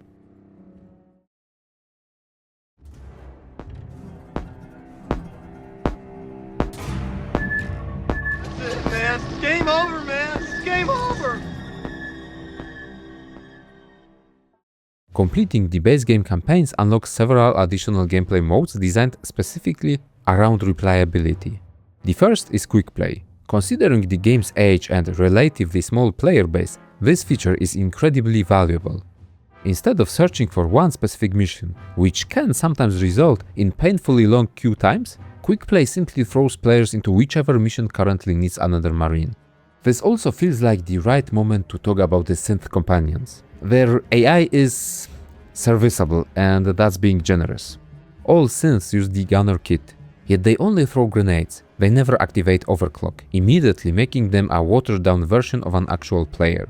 There is no way to command them either. Most of the time they simply follow the player around, rarely taking initiative or repositioning intelligently. Occasionally they can be left behind, often resulting in them being downed during more difficult encounters. And that's where difficulty setting becomes important. Each difficulty effectively determines whether synth companions remain viable. Standard and casual are perfectly manageable. Intense begins discouraging their usage, although it's still entirely possible to complete the campaign with AI teammates. Just prepare yourself for the occasional burst of rifle fire straight into your back. Jezus, no strzela mi w plecy beta. Fucking beta, come on. Jesus. Once friendly fire becomes active, their questionable decision-making becomes significantly more frustrating. Players interested in tackling extreme or intense are strongly encouraged to look for human teammates. Random matchmaking can absolutely work, but a coordinated group communicating through voice chat is unquestionably the preferred experience. So, as the player base shrinks, finding reliable teammates becomes increasingly difficult. Unfortunately, that's one of the unavoidable challenges every cooperative game eventually faces. Fireteam Elite relies heavily on cooperation. Synth companions allow solo players to experience almost the entire game, but the highest level of challenge simply isn't designed around AI. The endgame also introduces prestige levels. Unlike class progression, prestige is account-wide, rewarding players with cosmetic unlocks such as weapon skins, profile tags, and more importantly, some surprisingly flashy, yet still lore-friendly, marine outfits. Prestige ties directly into tactical opportunities, the game's weekly and daily objectives. Now, let's be honest, daily challenges have become one of the most overused systems in modern gaming. Almost every live service title welcomes players each day with another checklist promising additional rewards. Fireteam Elite isn't exactly reinventing the wheel here. Still, tactical opportunities are integrated naturally into the game's progression loop. They are encouraging players to revisit different missions, weapons, and classes instead of repeating farming the exact same content. Some of the daily tasks can be completed in the new endgame set of modes. These new missions are based on point defense scenarios. Players defend their positions against progressively stronger xenomorph waves. Cold Iron Studio once again reuses existing assets, but makes a genuine effort to create meaningful variety. Some maps allow players to earn credits throughout the mission, purchasing consumables to reinforce their defenses. Others provide large arenas where players can choose their own defensive positions. One scenario revolves around protecting and constantly repairing automated turrets. Another asks players to move around the map, defending several objectives simultaneously. Unsurprisingly, this mode becomes drastically harder with synth companions, since they can't be instructed to guard specific locations. Rewards are tied to players' defiance. The longer they survive, the greater the rewards. At first glance, this represents a fairly standard addition for a cooperative shooter. But then I want to ask the question: why defense modes instead of another campaign? What purpose could this endgame model serve? What kind of player fantasy does it explore? The initial answer seems obvious. It's a cost-saving measure, since it's much easier to rearrange few assets than to create completely original levels. This is the traditional AA route. But I think we've already established something about Cold Iron Studio. They rarely stop there. Horde modes exist to strip away everything except combat. No story, no exploration, no downtime, just the combat sandbox. And perhaps more importantly, this is where every progression system finally gets to prove its worth. Weapon attachments, perk grids, class builds, even the efficient and skillful use of consumables. Everything players spent hours optimizing is finally put to the test. The question is no longer, can you finish the mission? Instead it becomes, how long can your build survive? It's a subtle shift, but an important one. Once again, Cold Iron Studio transforms a budgetary limitation into meaningful content. Reusing environments could have felt lazy.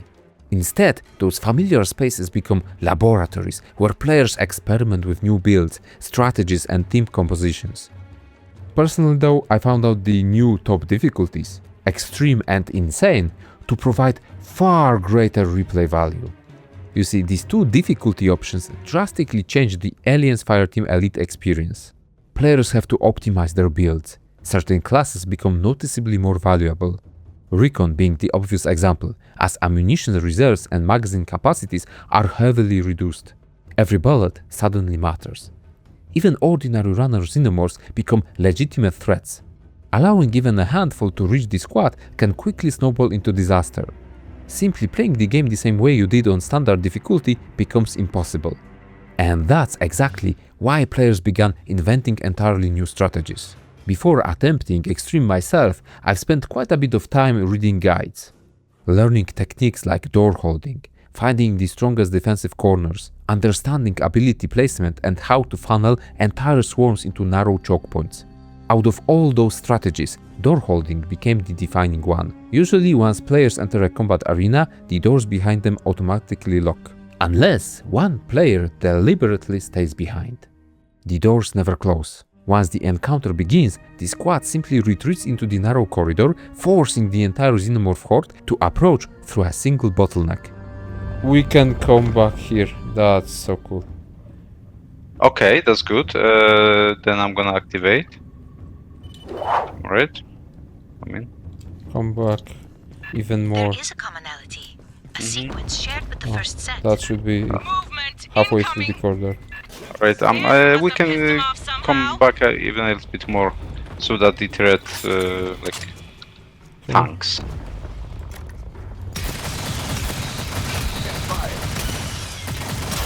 Fucking beta, come on. Jesus. Come on. Oh, beta is shooting me from the back. Jesus.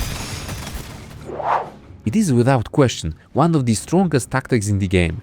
Playing Extreme this way was exhilarating. Slowly scouting choke points, advancing methodically through every corridor. Players have to treat every room as a tactical puzzle instead of another shooting gallery. That's where Fireteam Elite truly came alive.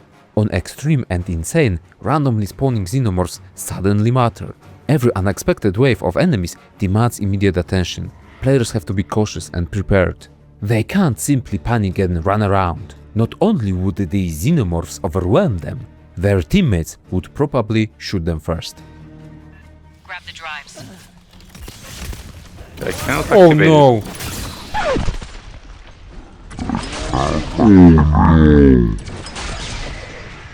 What? I cannot activate He it. rolled through me. Yeah, I know. Wait. Clear. Shit, I You Gopher has left the team. hey. I shot him point blank with shotgun. Alright. Friendly fire becomes increasingly punishing with every difficulty increase, forcing squads to communicate and maintain proper positioning throughout entire missions. Some strategies become even more intricate. For example, elite enemies tend to remain focused on whichever player damages them first. That means one teammate deliberately acts as the bait while everyone else concentrates on eliminating lesser threats. The difficult part isn't learning the mechanic. It's keeping your composure while a Praetorian charges directly toward your friend, barely missing you by inches. Earlier I described defense modes as the testing grounds for player builds. Extreme and Insane become the ultimate test. Every single system finally intertwines with each other. Grid-based builds, weapon specialization, player knowledge, team coordination, mechanical skill. All of these systems are then brutally challenged. The emergence of strategies like door holding proves something fascinating. When players get challenged and their skills get heavily tested, they will innovate. They will create new approaches. Players weren't trying to break the game. They were trying to survive it. Every encounter demands optimization. Every mistake carries consequences. No fight feels trivial. Every encounter can quickly spiral into chaos. Extreme and Insane are where the tension resides. There where the memories are created. There where skill finally matters. And in my opinion, this is Fireteam Elite at its absolute strongest, which naturally leads to the final major addition, the hardcore mode. This mode requires completely new, separate character save, therefore forcing players to start from scratch on a new character. This means re-leveling all of the kids again, acquiring all weapons, then hunting for all of the great weapon attachments. And of course, the defining feature remains permanent death. They once lose the entire save. I've always had a tremendous respect for hardcore modes and the players who dedicated themselves to them. Ironically, it was the achievement system that finally convinced me to give this one a try. The achievement requires completing a mission on hardcore 10 difficulty, which also serves as a great opportunity to explain how hardcore progression actually works. Everyone begins on hardcore 1 difficulty. However, all of the missions from every campaign are already unlocked, which provides players with choice. This one thing already explains Cold Iron Studio approach to progression on permadeath mode. Players do not have to progress through the story again. They already did that. The progression strictly focuses on the new difficulty options. Completing missions gradually unlocks the next hardcore level. After reaching hardcore 10, which for me was simply replaying the first mission, increasing the difficulty after each successful run, the achievement finally popped. What's particularly interesting is how hardcore compares to the standard difficulty ladder. Despite its intimidating name, hardcore 10 roughly corresponds to intense difficulty.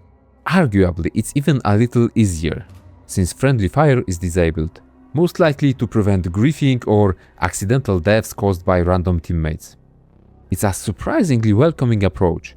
Cold Iron Studio understands that hardcore doesn't have to be stressful from the very beginning. Instead, players are allowed to choose exactly how much risk they want to embrace. Finally, every campaign mission, every defense mode, and every hardcore run can be further transformed by one last gameplay system: challenge cards.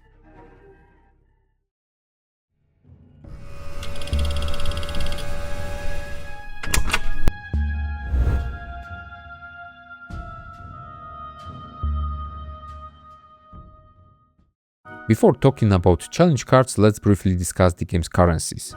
The main gameplay currency is credits, the lore-friendly currency used for everything related to increasing your combat power. Back at the hub, players can spend them on new weapons, consumables, attachments, and even a handful of perks. Credits are earned by completing missions and through additional sources like daily tactical opportunities. Alongside them is a second currency, rep scripts. These are still earned through gameplay, but are primarily used for cosmetics such as marine skins, weapon decals, color palettes, and emotes. Now the interesting part. Challenge cards are one of Aliens Fireteam Elite's biggest differentiating features. Every mission begins with an opportunity to activate one, fundamentally changing how that mission plays. Some cards increase enemy damage, while others strengthen the players. They can increase or decrease enemy numbers, alter spawn compositions, limit ammunition, provide extra resources, or introduce entirely new gameplay modifiers. There are dozens of different ideas packed into this system. Players leveling their kits can simply choose cards that award additional experience or more credits, making the grind considerably faster. Other cards make difficult missions easier by increasing player damage, providing more ammunition, or making xenomorphs stumble more frequently. Then there are cards that completely reshape the experience. Some transform every runner into miniature bursters, others disable player abilities, remove one of the team's weapons, introduce weapon jamming, or make ammunition management significantly more punishing by discarding whatever rounds remain in the magazine whenever the player reloads. I even played several missions with a card that forced players to stand completely still while aiming, while still allowing movement during hipfire. There are many cards that stand out. One card spawned a random elite enemy every time the fireteam killed 50 opponents.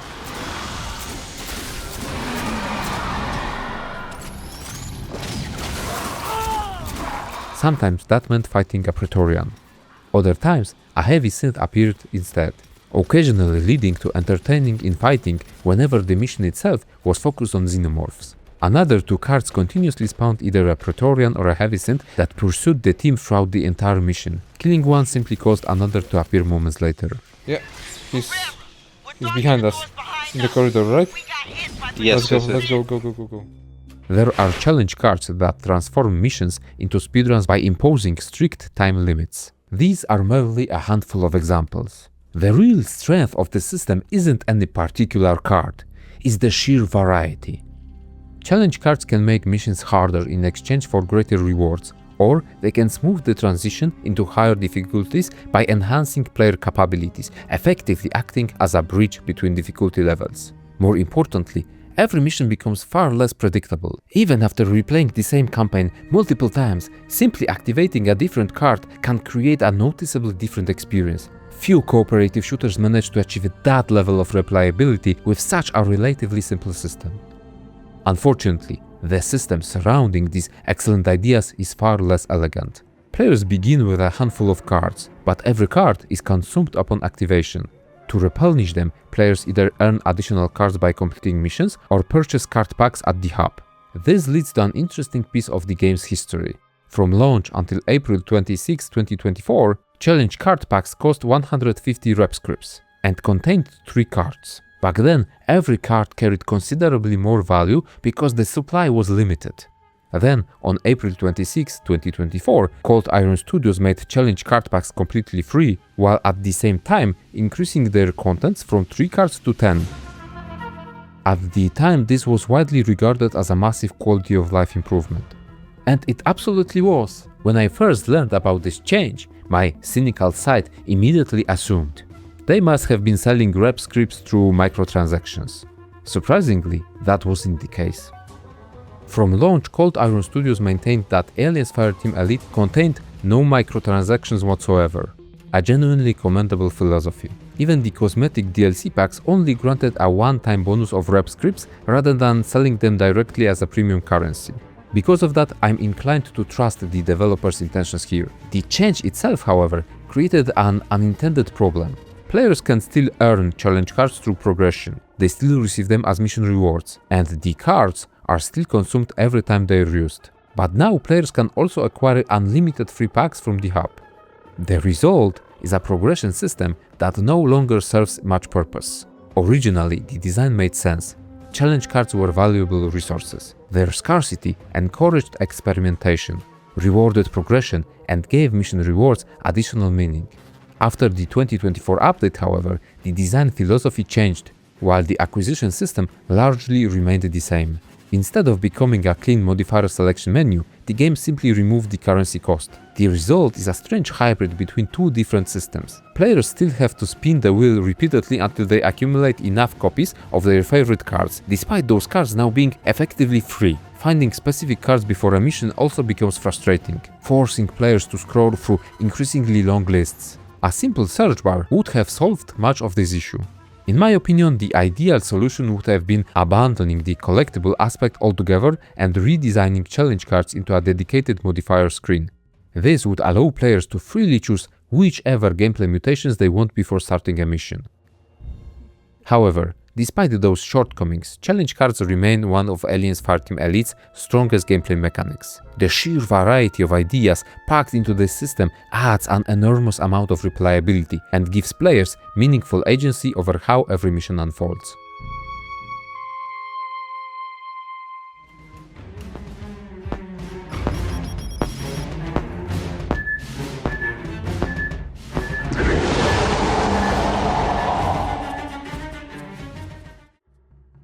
Looking at the Steam page, Aliens Fireteam Elite has quite a few DLCs. However, only one of them actually expands the gameplay in any meaningful way: Pathogen. The rest are primarily cosmetic packs, and frankly, I don't care much about those. Pathogen adds a brand new campaign, new weapons and new perks. The weapons are an obvious plus. Fireteam Elite already has one of the better weapon rosters in the co-op shooter genre. Almost every firearm feels mechanically distinct, so adding even more weapons built with the same philosophy simply means more interesting toys to experiment with. The new perks are just as valuable. Every class receives an additional perk capable of significantly changing how one of its core abilities functions, encouraging players to rethink builds they might have already considered finished.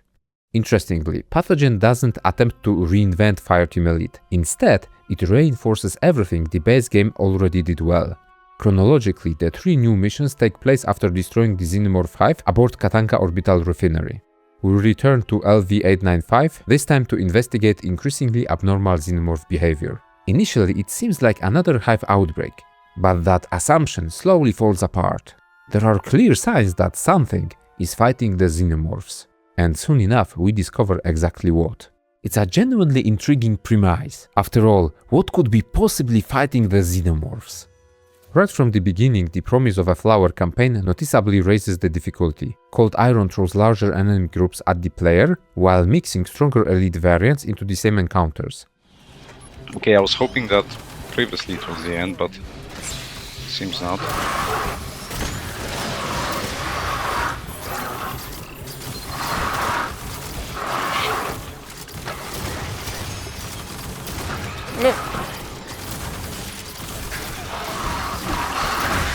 Okay. I got them at the same time. Nice. This campaign requires a tactical approach. As we delve deeper into the corridors beneath LV-895, we discover a new enemy, a pathogen xenomorph variant. Oh, something new. See? Yeah. Okay, it's dead now. Well. Okay. There's more. They are fighting. Whoa! Wow. What the hell? Oh, do you think they are the... They're kinda similar to the protomorphs from the Alien Covenant? Yeah.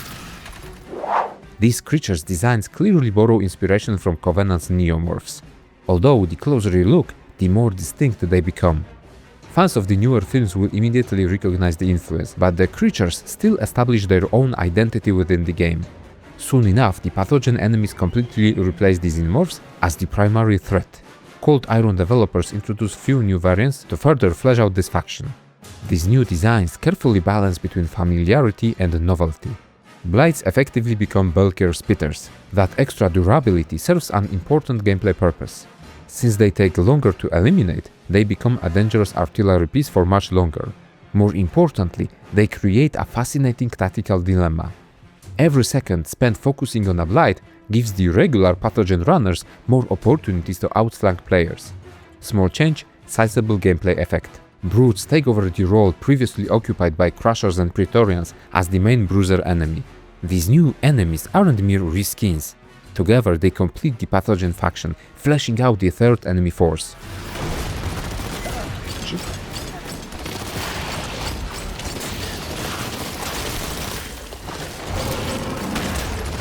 Oh, I'm almost down. I'm down. Oh wow. Like, just need to get rid of the brute. Yeah. Fortunately we have a lot of time. Yeah, don't worry about this. Just... Combat still feels recognizably similar to fighting xenomorphs, but the subtle differences significantly alter the flow of encounters. Ironically, fleshing out the third faction is a very double-A solution. Instead of investing resources into creating a completely new faction from scratch, Cold Iron Studio simply reinforces the least developed one. Brutes are responsible for most of that shift. They can leap across large distances, deal devastating area of effect damage upon landing. Brutes are capable of absorbing enormous amounts of damage, while relentlessly closing the gaps between them and players. This way they introduce a threat that can't be controlled comfortably. Unlike Crushers or Praetorians, brutes can't be slowly kited around the arena. Their behavior directly counters one of the safest strategies players developed throughout the base game. Combined with the long-range pressure from blights, players are forced to stay mobile while constantly paying attention to both enemy positioning and their surroundings. The pathogen even transforms the environment itself. Instead of the familiar organic hive structures, the campaign introduces overgrowth based around spores and fungal infection. This way, the DLC campaign gains its own distinctive identity. It almost feels as if the pathogen, left unchecked, mutates not only living creatures, but the world around them. That's a scary realization. Even the environment joins the fight through explosive spores scattered throughout the levels. Okay. Or not? Let's split. Yeah. Yeah, why not? It always works really well in horror movies. Yeah. Okay, but on my side it's locked, so I'm coming back to Jesus. Eventually, the objective becomes clear: contain the outbreak and eliminate it once and for all. And this is where I think Cold Iron Studio learned from one of the base game's biggest missed opportunities. The campaign finally concludes with a proper boss fight, the pathogen Queen. The fuck is it? What? Oh fucking hell! What the hell is this? Pathogen? No, now we're fighting. Yeah. Interestingly, the Queen herself isn't mechanically very complex. She deals strong damage and is able to vomit acid projectiles. However, most of the encounter's difficulty comes from everything happening around her.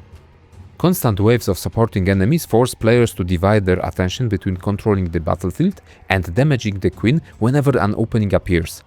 After taking enough damage, her shell breaks, uncovering few weak points, which offer an additional reward for player accuracy. Eventually, the Queen falls, followed by a rather brief cutscene.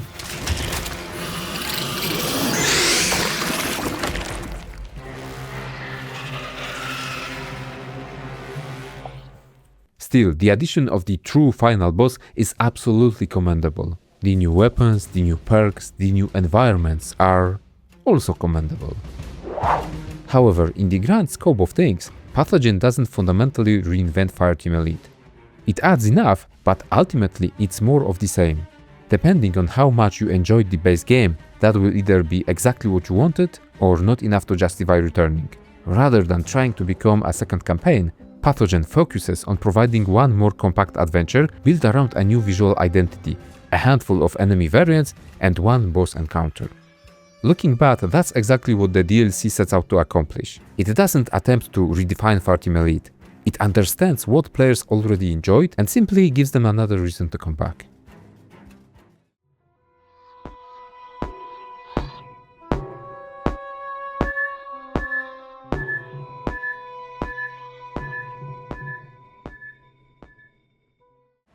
Steam reviews are far from perfect, but with more than 14,000 English reviews and an 82% positive score at the time of making this video, they provide a solid snapshot of how players received the game.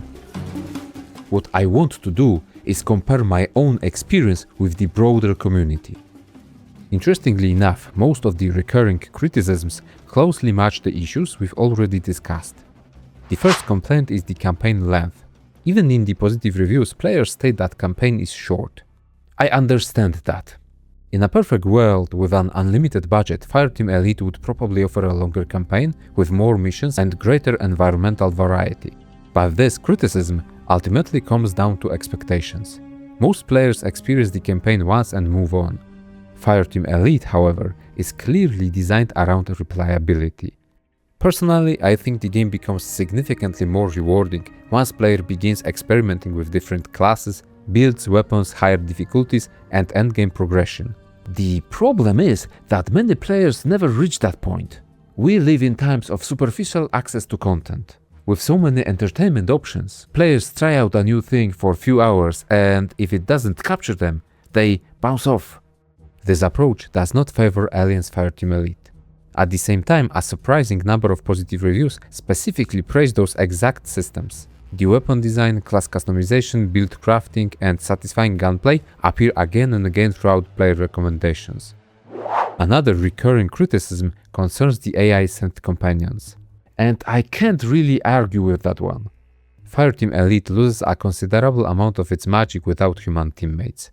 While the synths make solo play possible, they simply can't recreate the coordination, communication, and spontaneous moments that define the best co-op experiences. Some players also questioned why the game only supports 3-player squads. Interestingly enough, the recently announced sequel increases the number to 4, suggesting Cold Iron Studio may have taken that feedback to heart. The movie-adjacent atmosphere, especially close tie-ins with the overall feel of James Cameron Aliens, got praised too. This is where that heavy reliance to the source material and respect towards the Alien universe greatly paid off for the developer, especially since it appeals to both the fans of the original movies as well as the fans of the new films. There are also occasional complaints about the camera. Personally, I rarely found it problematic, although my brother had noticeably more issues with awkward camera angles during combat. So while it can happen, it never became a major frustration for me. Perhaps the most interesting observation, however, isn't found in what people criticize, it's found in how long they keep playing. Even today, with the game firmly in maintenance mode, Fireteam Elite still has a small but incredibly dedicated community. Many Steam reviews come from players with well over 100 hours. Some even exceed 400. Therefore, even though the game has its problems, there are still people who love it. From what I've seen, the two major issues of Aliens Fireteam Elite come from its budget and its genre, which is the cooperative experience. If those are the biggest criticisms people consistently return to, then I would argue Cold Iron Studio succeeded where it mattered most.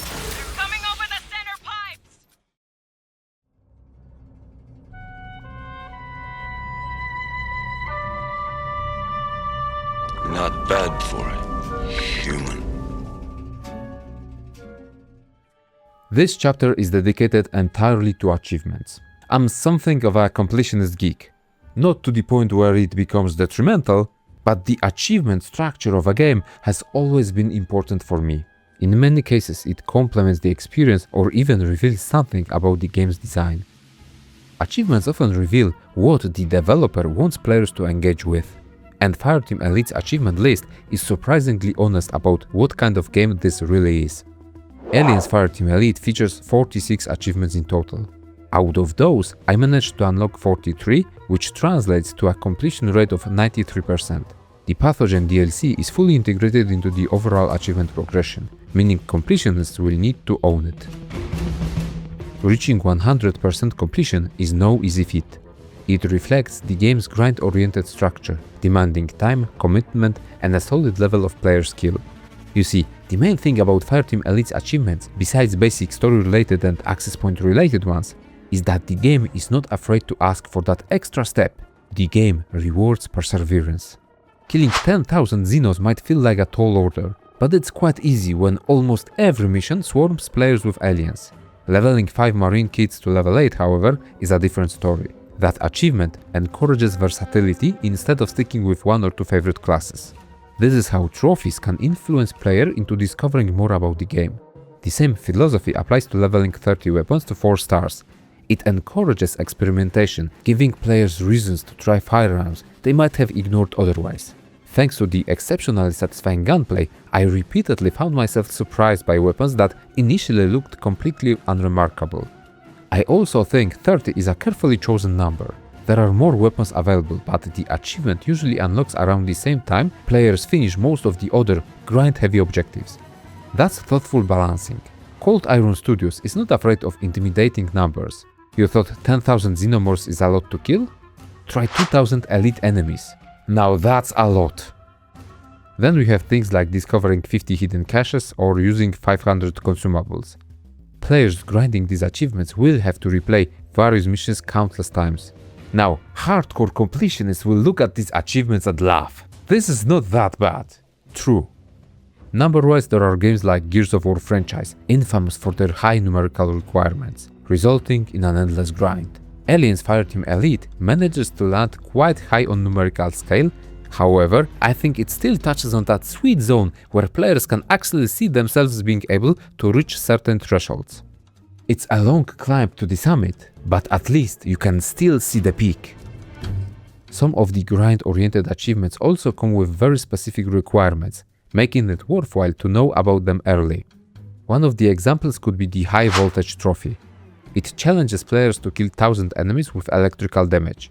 Only that, the sources of electrical damage in the game are very limited. The Technician and Phalanx can use abilities inflicting this type of damage, but I hardly would call that reliable. The way to go is the electrical ammo consumable. This is where efficient completionist planning comes into play.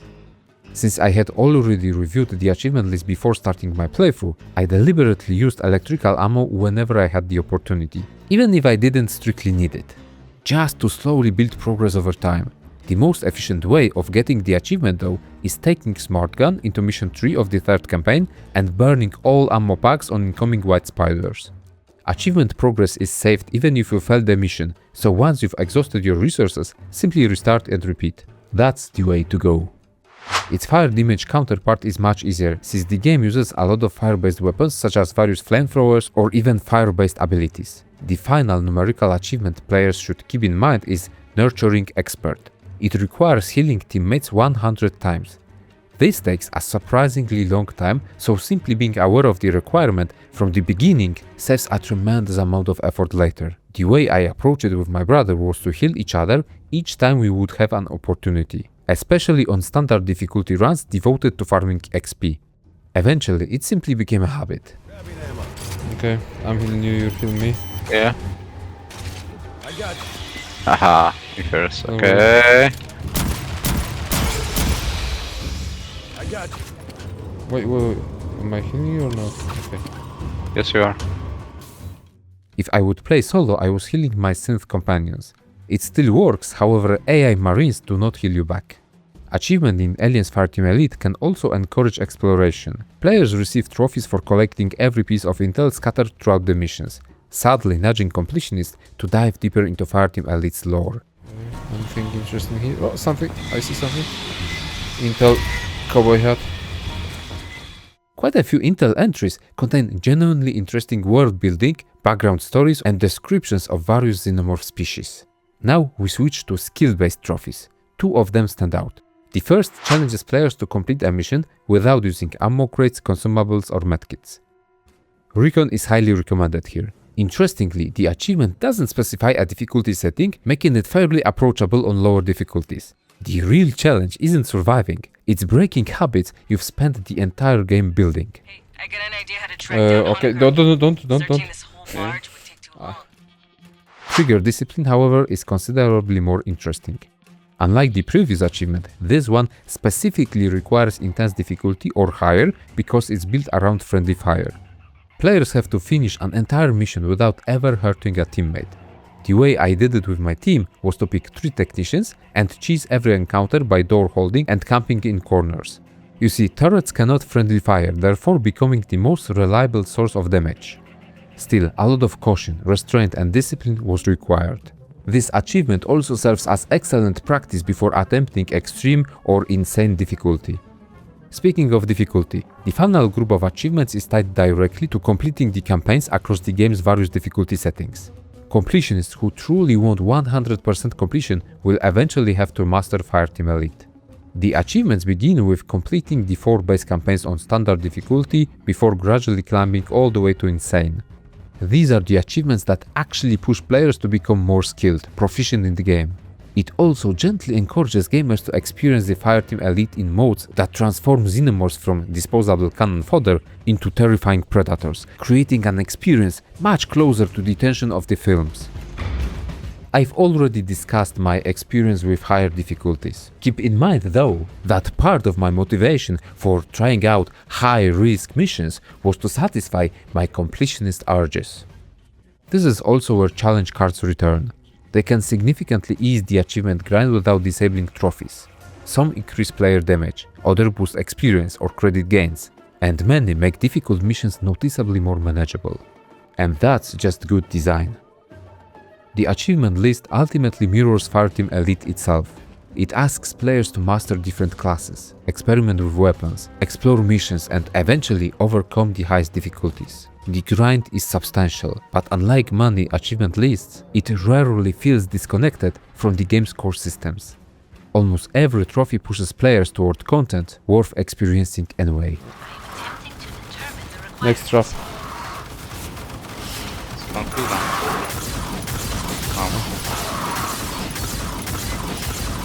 Okay, we're doing fine.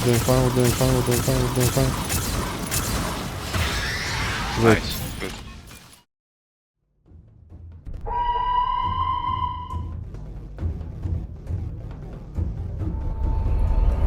Big things have small beginnings. Aliens Fireteam Elite is a AA title built upon one of science fiction's most recognizable franchises. At first glance, it looks exactly like what many players would expect from a licensed game. Modest production values, limited presentation, and obvious budget constraints. But the longer I spent with it, the more apparent it became that Cold Iron Studios understand something important. Spectacle attracts attention. Design keeps players engaged. Fireteam Elite demonstrates genuine respect for the Aliens universe. From iconic weapons and sound effects to environmental design and enemy behavior, the developers clearly understand what makes this franchise special. Yet the game's greatest strength isn't its license, it's the gameplay. Through surprisingly deep class design, an ingenious grid-based perk system, satisfying progression, and enemy encounters built around overlapping threats rather than individual complexity, the game consistently finds ways to remain engaging long after the campaign ends. That's me big. Soccer on me. Okay. The game rarely creates challenge through raw difficulty alone. Instead, it creates challenge through interaction between classes, abilities, enemy types, and between players. And that's where Cold Iron Studios truly shines. Fireteam Elite is a perfect example of a developer succeeding not because of an enormous budget, but because of strong design fundamentals. Time and again, the game transforms its limitations into strengths, focusing its resources on the systems that matter most. As a result, Aliens Fireteam Elite punches far above its weight class. It isn't the biggest Alien game, it isn't the most ambitious Aliens game, but it may very well be one of the smartest. And for anyone who enjoys cooperative shooters, progression-driven gameplay, or simply the Aliens universe itself, I can comfortably recommend it. Oh no. Oh shit.